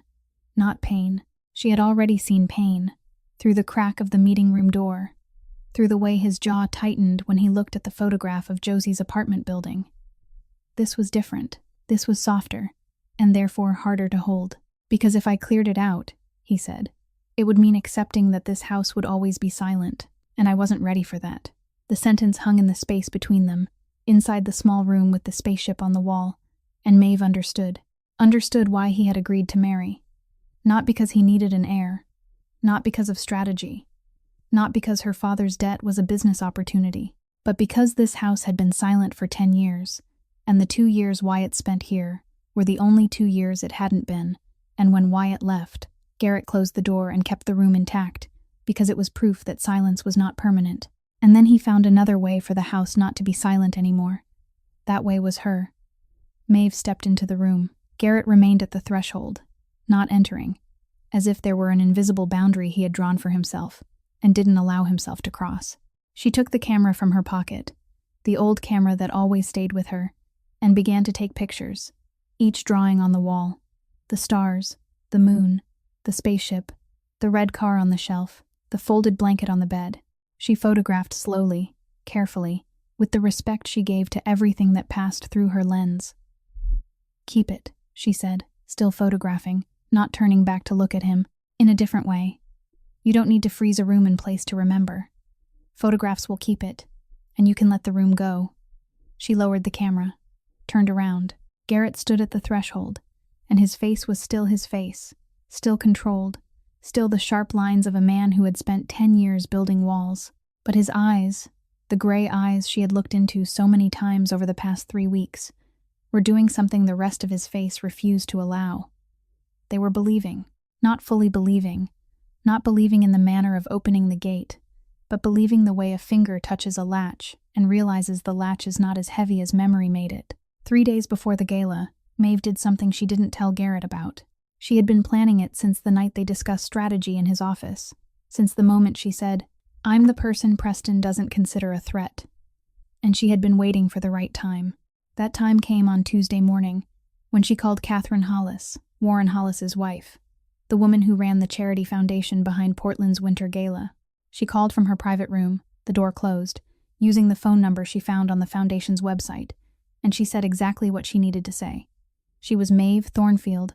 She had a collection of fine art photographs. She wanted to contribute to the charity auction at the gala, and she wanted to meet Mrs. Catherine to discuss the details. Her voice was calm, polite, professional, the voice of someone asking to make a donation, not the voice of someone playing chess. Mrs. Catherine agreed to meet her that afternoon. Flynn drove her. She didn't sneak out this time. She had learned the lesson of the mountain road. The meeting took place at the Charity Foundation's office in downtown Portland, a bright, tidy room with glass windows overlooking the river. Catherine Hollis was about 55, with short silver hair, sharp eyes, one wedding ring on her hand, and nothing else. The deliberate simplicity of a woman wealthy enough not to need proof. She looked at Maeve when she walked in, and Maeve understood immediately. This woman judged people faster than Mrs. Aldridge did, and she judged not by looking, but by listening. She listened as Maeve spoke about the photo collection, about the shooting technique, about the theme, and during those 10 minutes, Maeve knew Catherine was listening not only to the content, but to the way she spoke, the way she sat, the way she answered follow-up questions without fumbling. Maeve wasn't performing.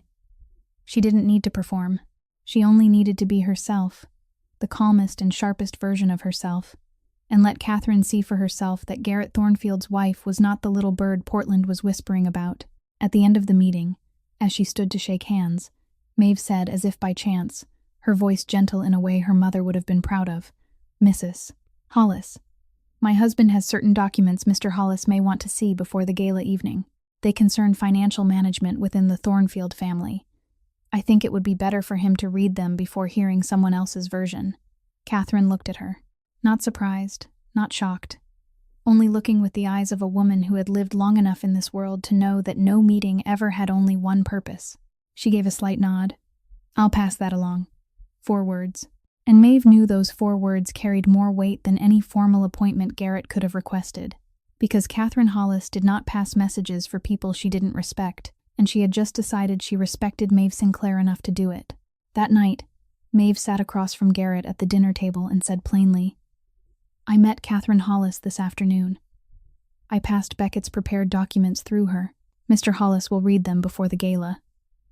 Garrett set down his fork, not the slow way he did when Preston spoke, but neatly, quickly, the way a man does when he has just heard something that requires his full attention. He looked at her. "You went alone," Maeve said. "Flynn was with me," Garrett said. "You didn't tell me," Maeve said. "Because you would have said no," Garrett said. "I would have said no," Maeve said, "and I would have gone anyway. So I saved us both an argument." 4 seconds. Garrett looked at her for 4 seconds, and Maeve held his gaze, not blinking, not retreating, because she had gone far enough in this house to know that retreating under Garrett's eyes would confirm that she needed permission, and she didn't. She needed cooperation. 2 different things. Then the corner of his mouth moved, not a smile. Maeve had seen that faint movement a few times.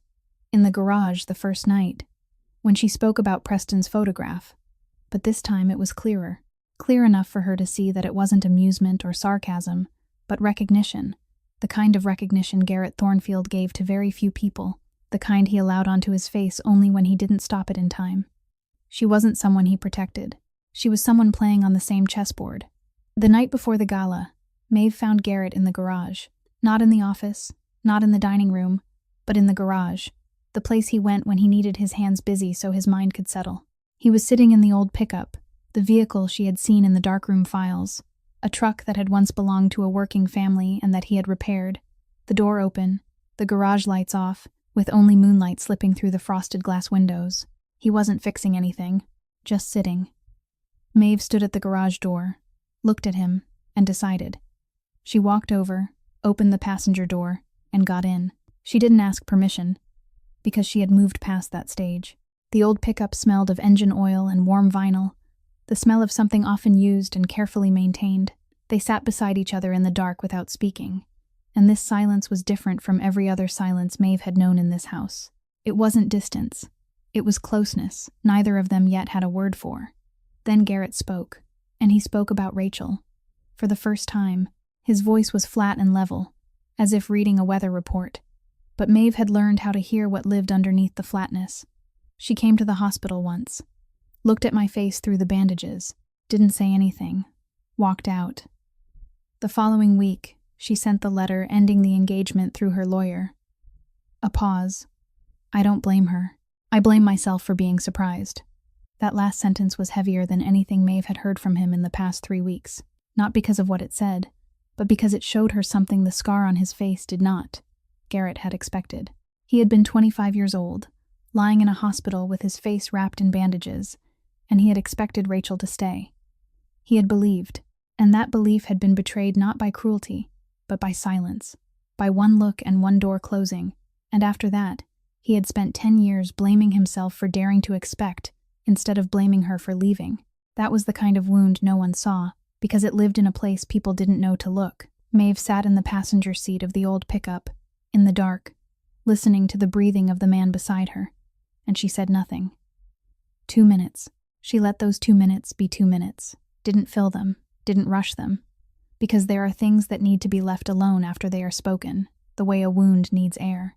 Then she asked, "Are you afraid of tomorrow?" Garrett turned to look at her in the darkness. His gray eyes caught the moonlight, and he said something Maeve hadn't expected, not because it was surprising, but because it was true. True in the way Garrett Thornfield rarely allowed himself to be true. "I'm afraid of what will happen to you. Not to me." Maeve looked at him.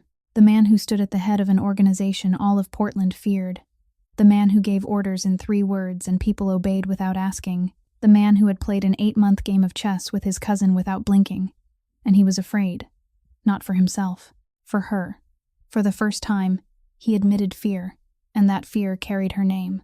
"Then we're the same," Maeve said. "Because I'm afraid for you too." They sat in the old pickup, in the dark garage, on the night before the day everything would be decided. No holding hands, no promises. Just 2 people sitting beside each other and admitting they were afraid of losing each other by never using the word lose, by saying, "afraid for you and afraid for me," in place of something larger that neither of them was ready to name. And in the darkness of the garage, where the smell of engine oil and vinyl mingled, that was enough. Not everything yet, but enough for tonight. Warren Hollis's winter charity gala was held at his estate outside Portland, the kind of place where the light from the windows could be seen from 3 miles away, and the money in the room could buy an entire street.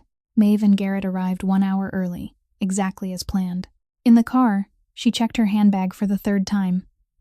Professor Morrison's email file was in the locked compartment, the printouts clear, arranged by date, every page proof that the contact between her and Morrison had been entirely about photography technique, nothing more.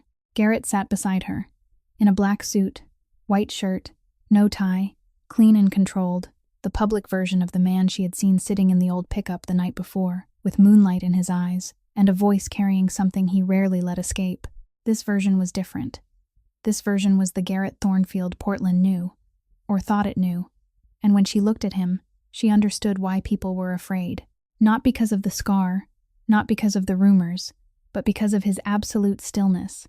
The stillness of something heavy, of something that didn't need to move for everything around it to arrange itself accordingly. They stepped into the grand hall, and Maeve felt it at once. The room changed. Not loudly. No one shouted or pointed. It was subtler than that.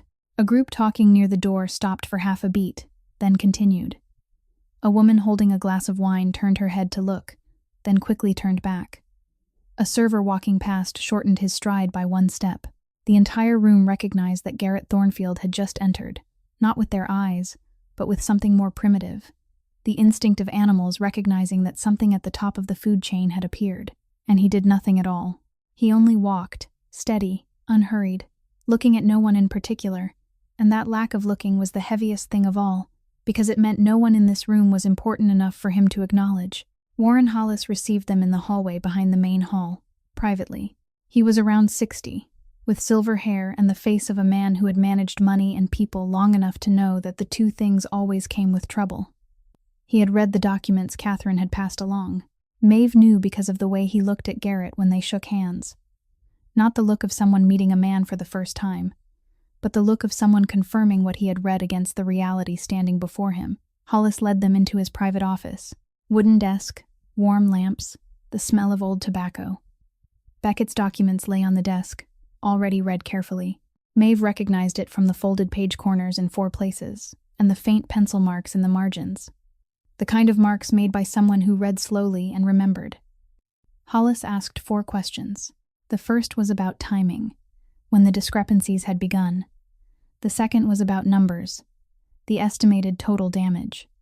The third was about proof, how certain the evidence was. The fourth was about Preston, whether he knew he had been found out. Garrett answered each one, brief, exact, without decoration. Then Hollis looked at Maeve, and the 5th question was for her. I heard him talk to me last month. About this marriage. About you. He was very convincing. Maeve looked straight at Hollis.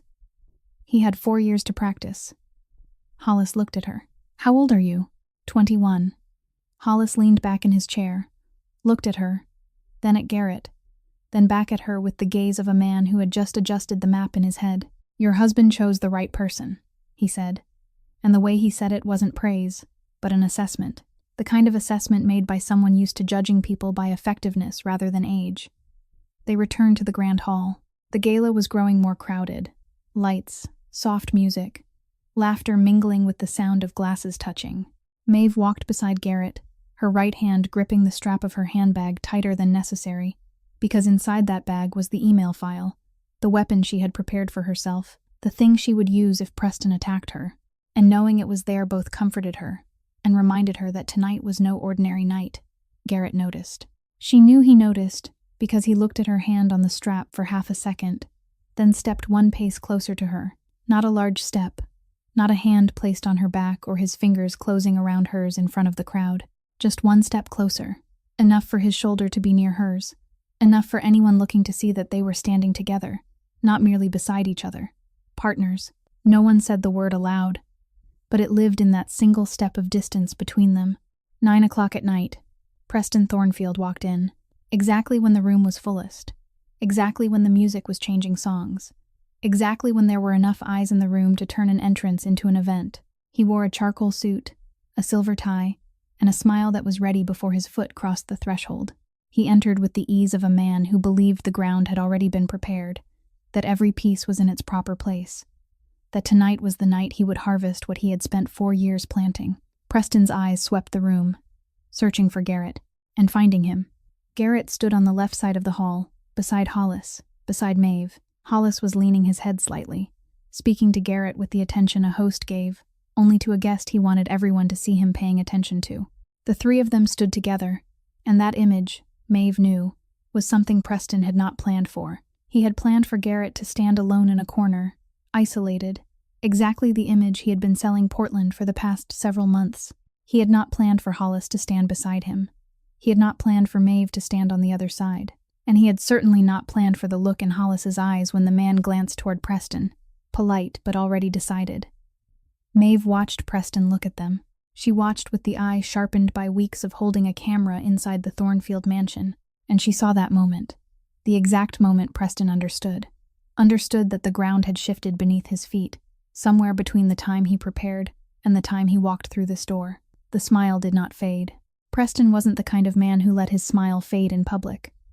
But behind the smile, in the half-second only someone looking for it would catch, his eyes recalculated.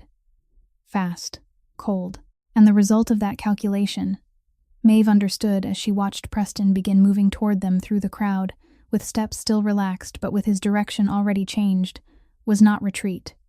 It was escalation.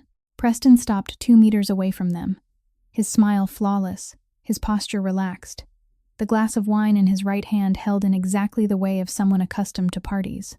"Cousin," he said, his voice warm, his eyes sweeping over Maeve, then to Hollis, then back to Garrett. "Maeve, you both look well.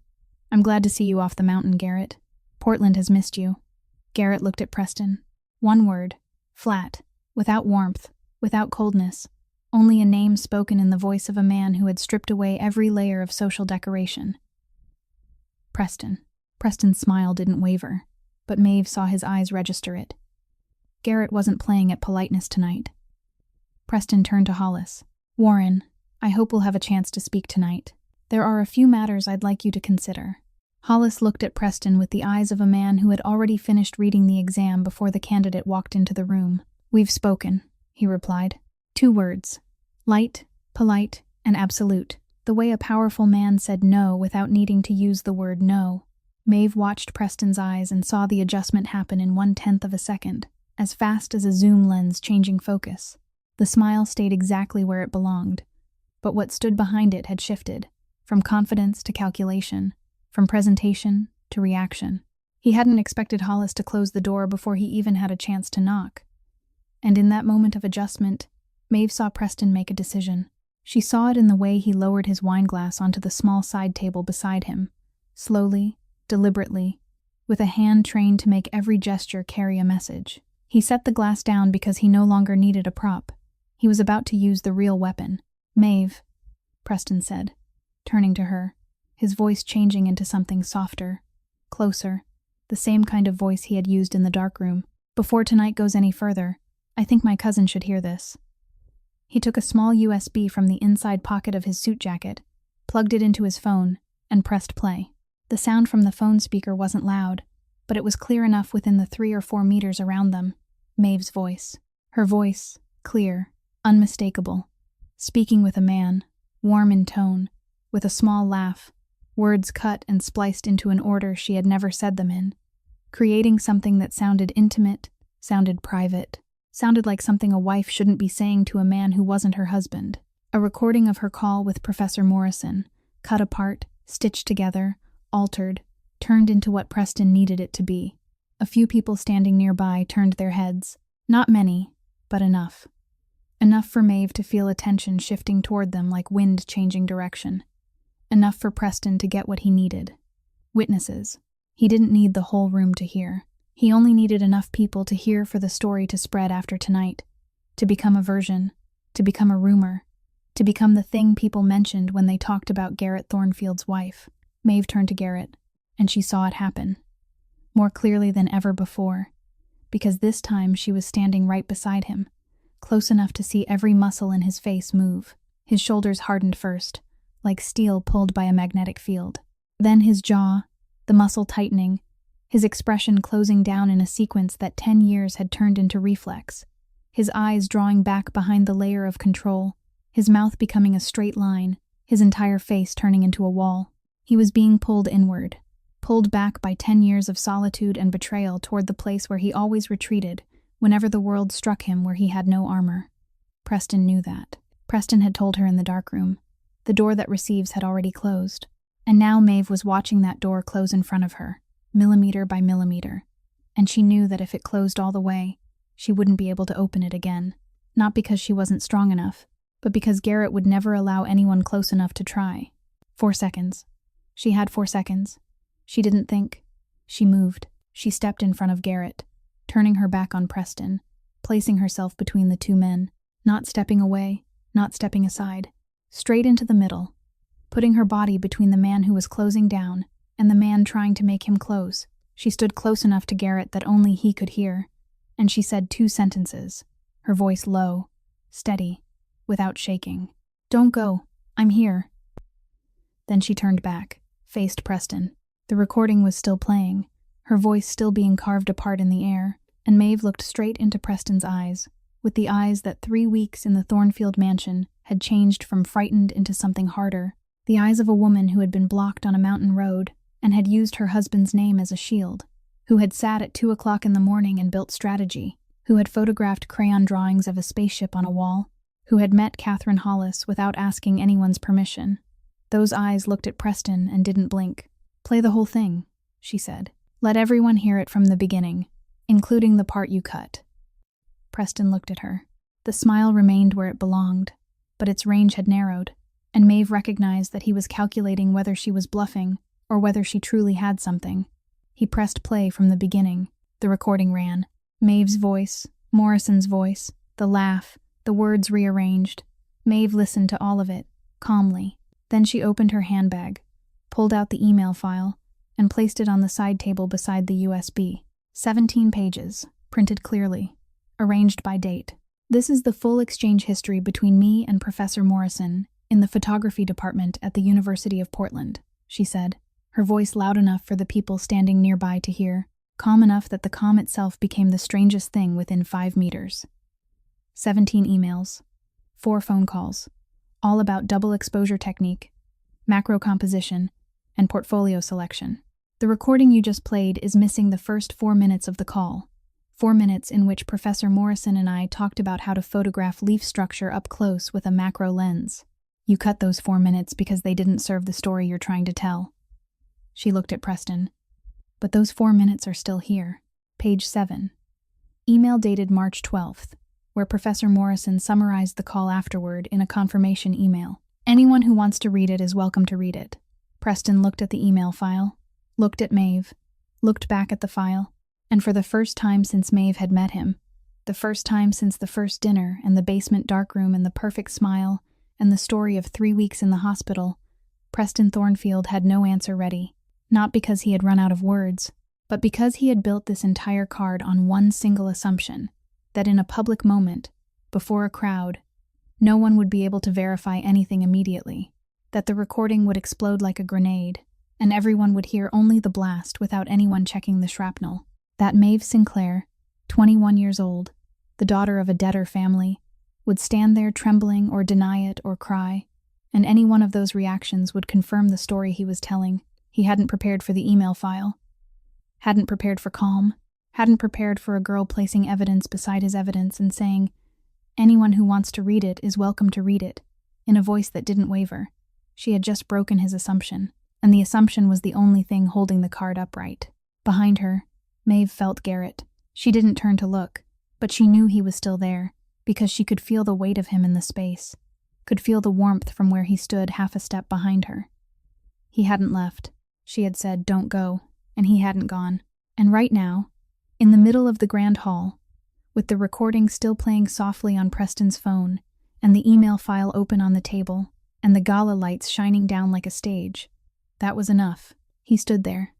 She stood in front of him, and Preston Thornfield stood across from them with the USB in his hand, realizing for the first time that the girl he had seen in the basement darkroom and called more careful than I thought wasn't only careful.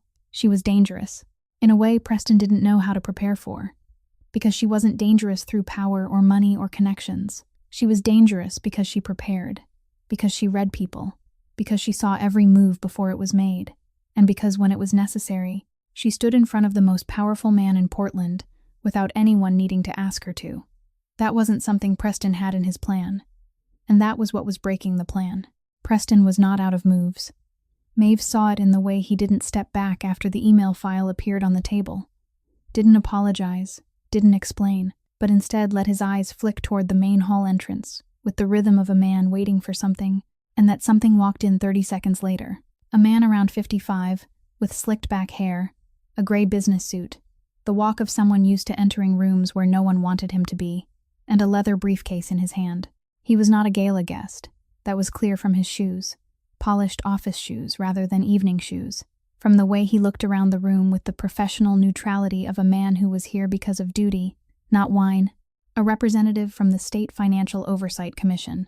Preston had invited him, not in an official capacity because there was no court order allowing that, but as a guest, placing him in the room at the exact moment the accusation was made, creating pressure through presence, making everyone within range see that the state was here, listening, taking note. Perfect technique. A power play Preston had staged as the final layer of insurance for tonight. If the documents weren't enough, if the recording wasn't enough, then the presence of the state would be enough, at least enough to make people afraid. But Preston had miscalculated one variable. That variable was standing 3 meters away from the representative, wearing a black suit, his scar clear beneath the crystal lights, and he had just heard his wife say, "Don't go," in a voice he would remember until the day he died.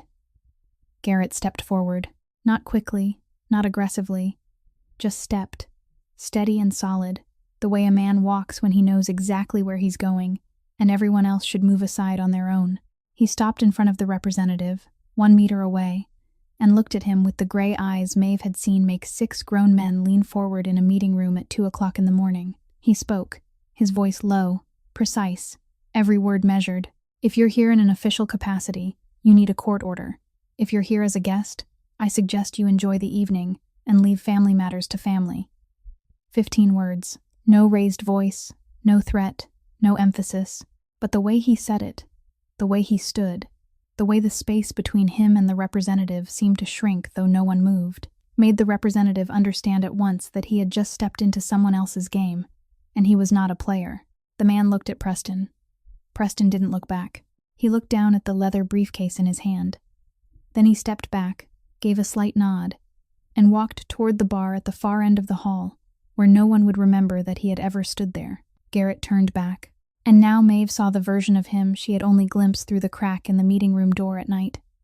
The version the security staff whispered about when they mentioned him, the version all of Portland called the Ghost. He opened the document case she hadn't realized he was carrying, a slim black leather case he had held all evening, and she had mistaken for an accessory, and placed it on the side table beside her email file, Beckett's file, 4 years of original ledgers, comparison sheets, receipts.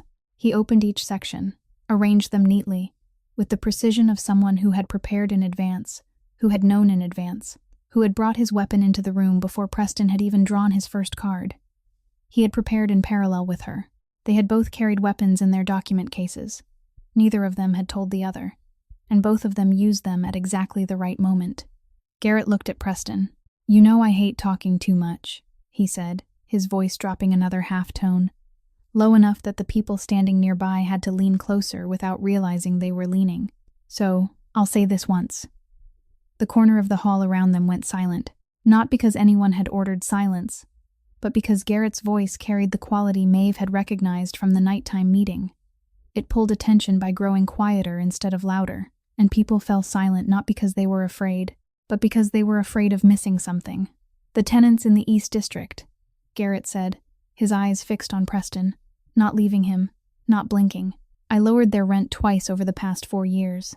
The infrastructure repair project for the neighborhood is now in phase 2. I know the name of every family there, know which schools their children attend, know who is sick and who needs what." He paused for exactly 1 beat. "You managed the books for 4 years and never once set foot there." The final sentence didn't rise. It carried no emphasis, but it remained in the air like a knife mark in wood, deep and clean. Preston stood across from him, and Maeve saw something on his face she had not seen before. Not fear. Preston didn't frighten that easily, but the realization that the wall he had spent 4 years building had just been punctured in a place he couldn't repair with a smile. Garrett picked up the file, turned to Hollis, and placed it before him. The original books from 4 years, and the version Preston submitted to the partners. Compare any page. His voice when he spoke to Hollis was different, still flat, but carrying something Maeve recognized as respect, the kind of respect between 2 men who knew each other by reputation, rather than friendship. "I respect your house, Warren. I won't turn tonight into a trial, but I suggest you review this in private. The conclusion is yours." Hollis looked at the file, looked at Garrett, looked at Preston. Then he nodded, took the document case, and walked toward the hallway behind the hall where his private office was. He said nothing more. He didn't need to. In the world of these men, Warren Hollis's nod weighed as much as 10 pages of contract. Preston watched Hollis leave, watched the document case in his hand, watched the private office door close, and Maeve, standing half a step from Garrett, watched Preston watching that door and knew he was watching 4 years of effort cross a threshold in the hands of a man he had thought he'd bought, only to discover had never been for sale. In that moment, amid the soft music and lights and the distant sound of glasses touching across the hall, Maeve did something she had not planned. She reached into her coat pocket, where the Polaroid had rested since Josie slipped it to her more than 40 days earlier. The corner yellowed, her sister's handwriting on the back. "Remember the way home." She took out the photograph, and she placed it in the breast pocket of Garrett's suit jacket, lightly, without saying anything, without looking at him. She only placed it there, then drew her hand back. Garrett looked down, looked at the corner of the photograph protruding from his jacket pocket. His right hand, the hand that had been clenched ever since the recording began to play, clenched so tightly Maeve could see the veins rising along the back of it, loosened, slowly, finger by finger, like a man releasing something he had held for too long, and only just realizing that he could let go without falling. He looked up, looked at her, and Maeve looked back, and between them, amid the gala hall, and the lights, and the recording that had gone silent, and the email file lying open on the table, and Hollis reading the file behind a closed door, The Polaroid of 2 laughing children in Garrett Thornfield's suit pocket was the smallest thing and the heaviest, because it was not a weapon, not a strategy, not evidence. It was a message from a 19-year-old girl written to her sister. Remember the way home, and Maeve had just placed it against the chest of the man she had chosen as home. And he knew, and his hand loosened, and that, amid everything that was happening, was the most important moment of the night. Hollis returned from the private office after 12 minutes. Maeve counted every minute because she had nothing else to do but stand beside Garrett in the corner of the hall, which had now become the unofficial center of the entire gala, the place where the people nearby pretended to speak to one another, while their eyes kept turning toward them, toward Preston, who still stood 2 meters away with no wine glass in his hand and no phone either, both hands hanging at his sides with the emptiness of a man who had just run out of ammunition. Hollis stepped out with the document case in his hand, his face carrying the expression of a man who had finished reading and had already decided, the kind of face men in his position learned after decades, neither pleased nor sad, only certain. He stopped in front of Preston, looked him directly in the eyes, and spoke in a voice just loud enough for the people standing nearby to hear without trying. The documents Mr. Thornfield provided are consistent from beginning to end. The original books match the receipts, match the contracts, match the internal audit reports. The version you provided to me last month, Mr. Preston, contains systematic discrepancies. Hollis didn't say, "You lied." He didn't need to.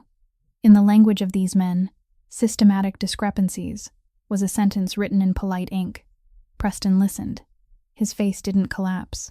Maeve had expected that it wouldn't, because Preston wasn't the kind of man who allowed his face to collapse in public. He had spent his whole life building a mask, and the best masks didn't fall when they were struck.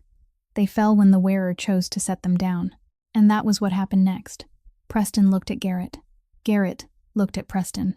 And between those 2 cousins, between 10 years and 4 years, and 3 weeks in a hospital, and an afternoon standing outside a warehouse watching smoke rise, there was a space no one in the gala hall could see, but Maeve could. The space between 2 people who had once been family, and were now standing on opposite sides of wreckage they had both helped build. Garrett said one word. Why? Flat, not rhetorical, not raised, not emphasized, just one word, spoken in the voice Maeve had heard him use for the generator, for the ledgers, for everything he genuinely wanted to understand, rather than perform the act of asking.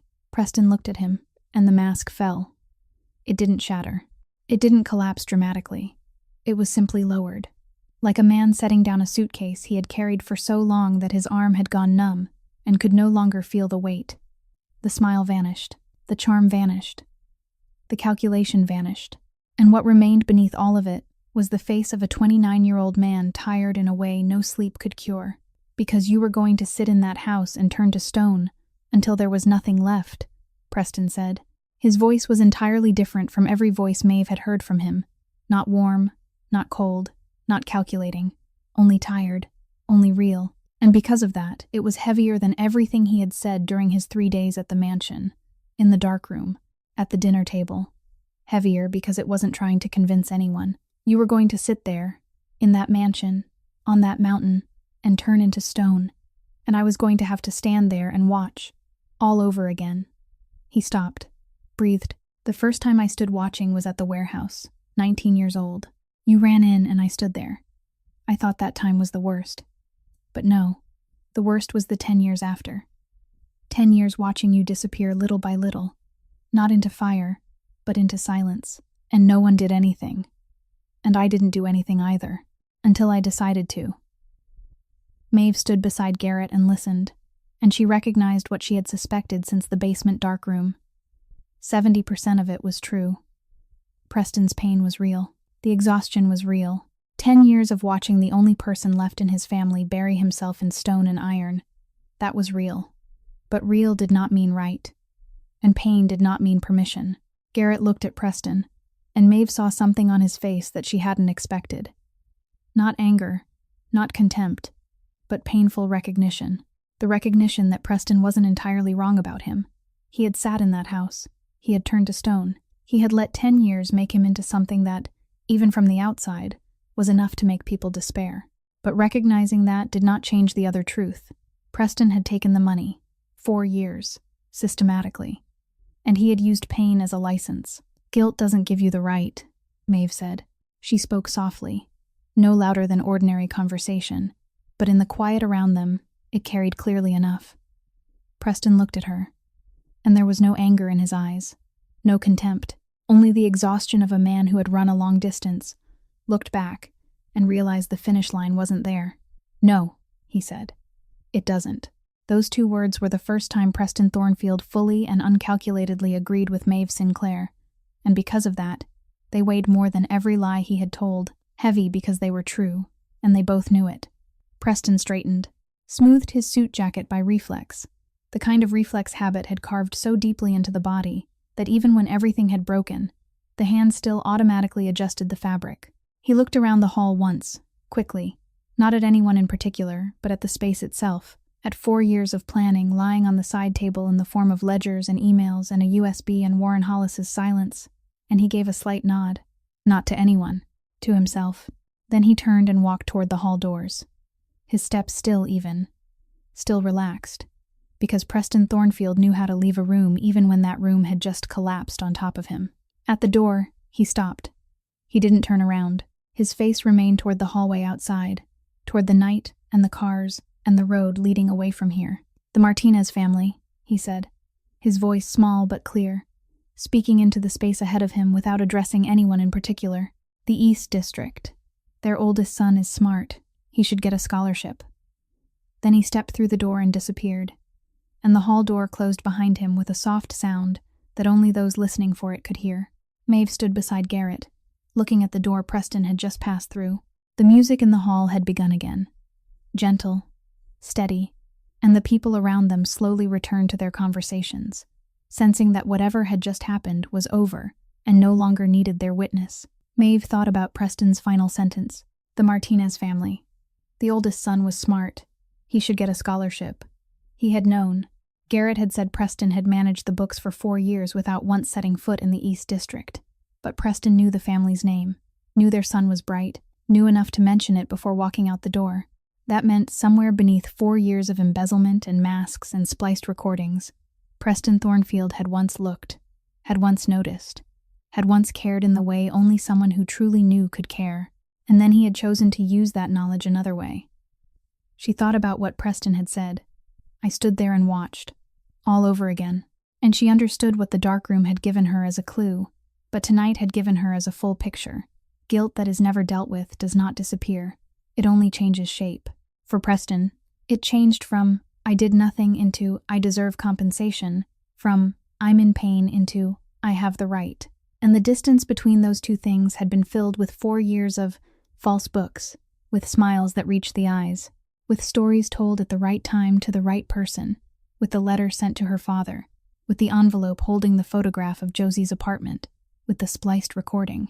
It all began with a 19-year-old boy standing outside a warehouse, watching his cousin run into the fire, and not knowing what to do with that feeling after the flames went out. She did not forgive Preston. Forgiveness wasn't hers to give, because she was not the one he had betrayed most deeply. But she understood him, and understanding was more useful than forgiveness, because understanding meant that the next time she met guilt wearing a different shape, inside someone else, she would recognize it before it had time to turn into entitlement. Maeve looked at Garrett. He was looking at the door Preston had just walked through, and his face carried something she needed a moment to name. Not relief, not victory, but the heaviness of a man who had just watched the last piece of his family walk out the door and knew that piece would not come back. And Maeve knew that in Garrett's world, losing was never only losing. Losing had consequences, and Preston Thornfield, the man who had just walked through that door, knew better than anyone what those consequences were. But tonight, Garrett let him go. He didn't call Flynn, didn't call security, didn't call anyone. He let Preston leave on his own 2 feet, through an open door, into the night. And Maeve understood that this was the closest thing to forgiveness Garrett Thornfield could give.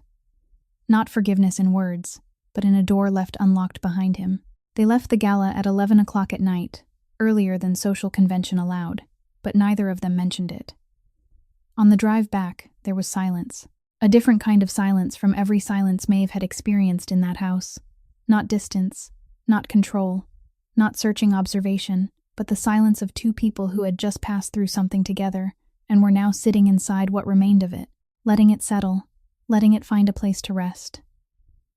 The mountain road was dark, the pine forests on both sides thick and black, the headlights cutting through the darkness with every curve. Maeve watched the scenery slide past the window, then looked at Garrett. His face was angled forward, his scar catching the light from the dashboard, his gray eyes on the road, though Maeve knew he wasn't truly seeing the road. He was somewhere farther away, in the place people go after the fighting part is over and the processing part begins. "You don't have to tell me tonight," Maeve said. Her voice was gentle, not pushing, not pulling, but whenever you do tell me, I'll listen. Garrett didn't answer right away. The car took 2 more curves. Then he began to speak, and she understood that he had chosen to tell her not because she had asked, but because she had given him the right to choose. And sometimes the right to choose is the only thing a person needs in order to open his mouth. He told it in a flat voice, a reporting voice, the voice of a man presenting facts rather than telling a story.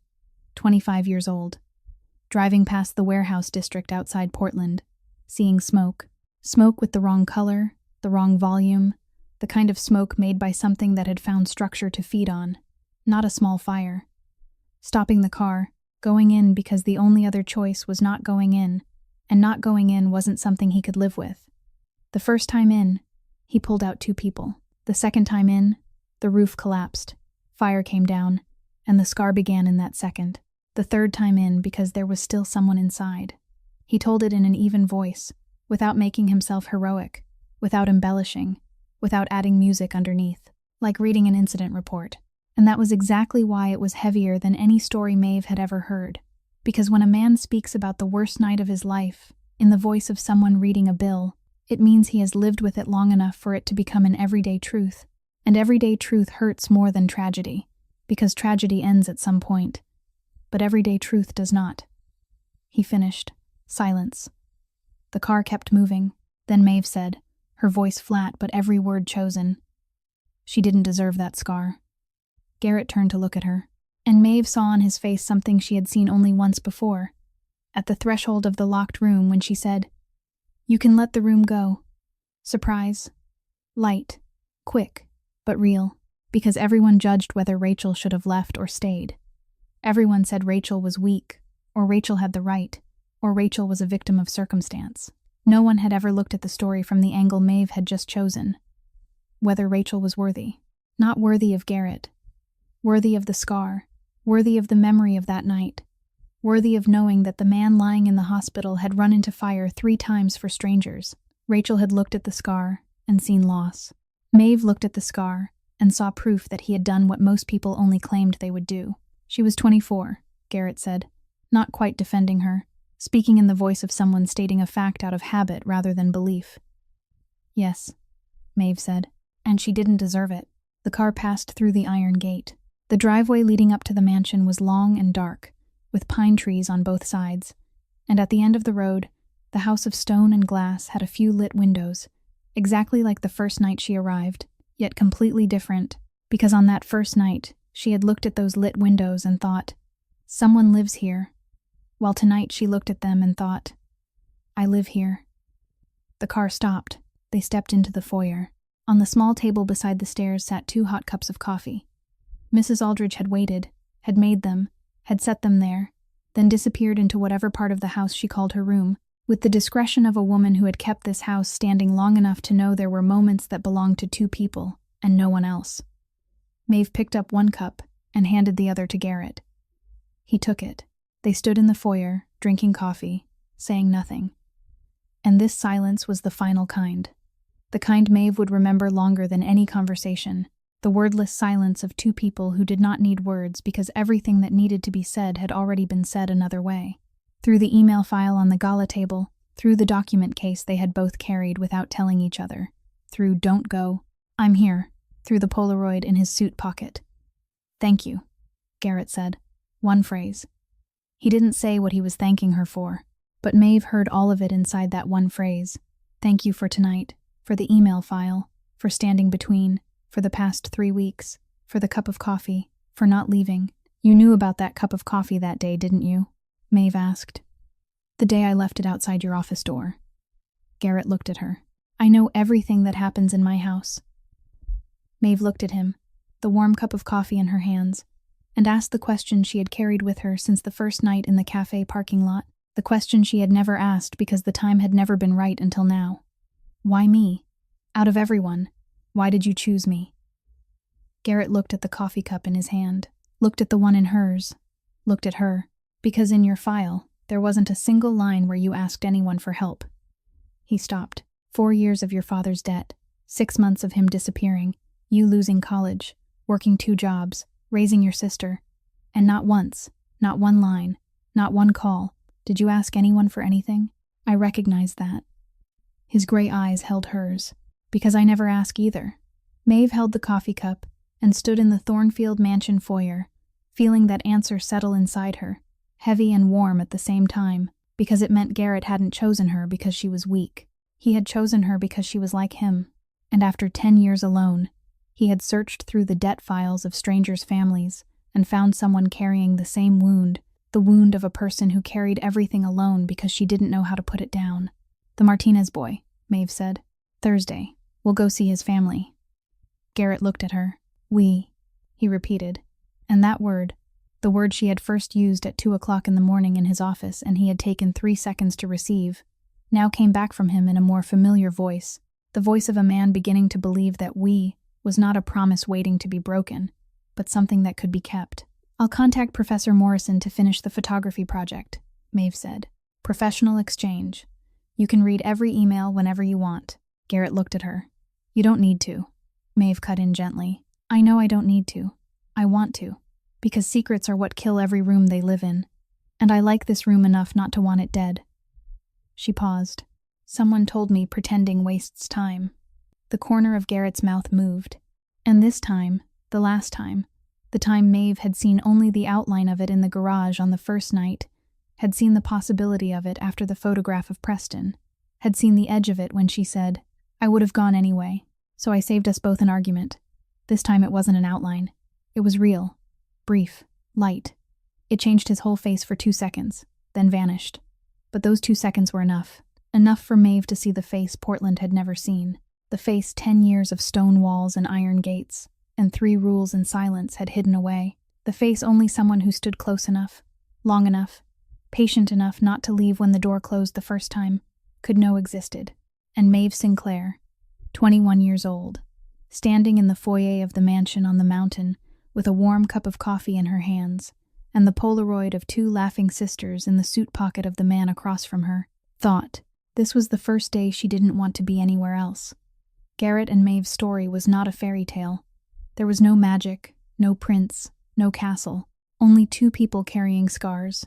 One with a scar on his face from the one time he did the right thing and the world turned its back on him, the other with an invisible scar from carrying the consequences of mistakes she did not make.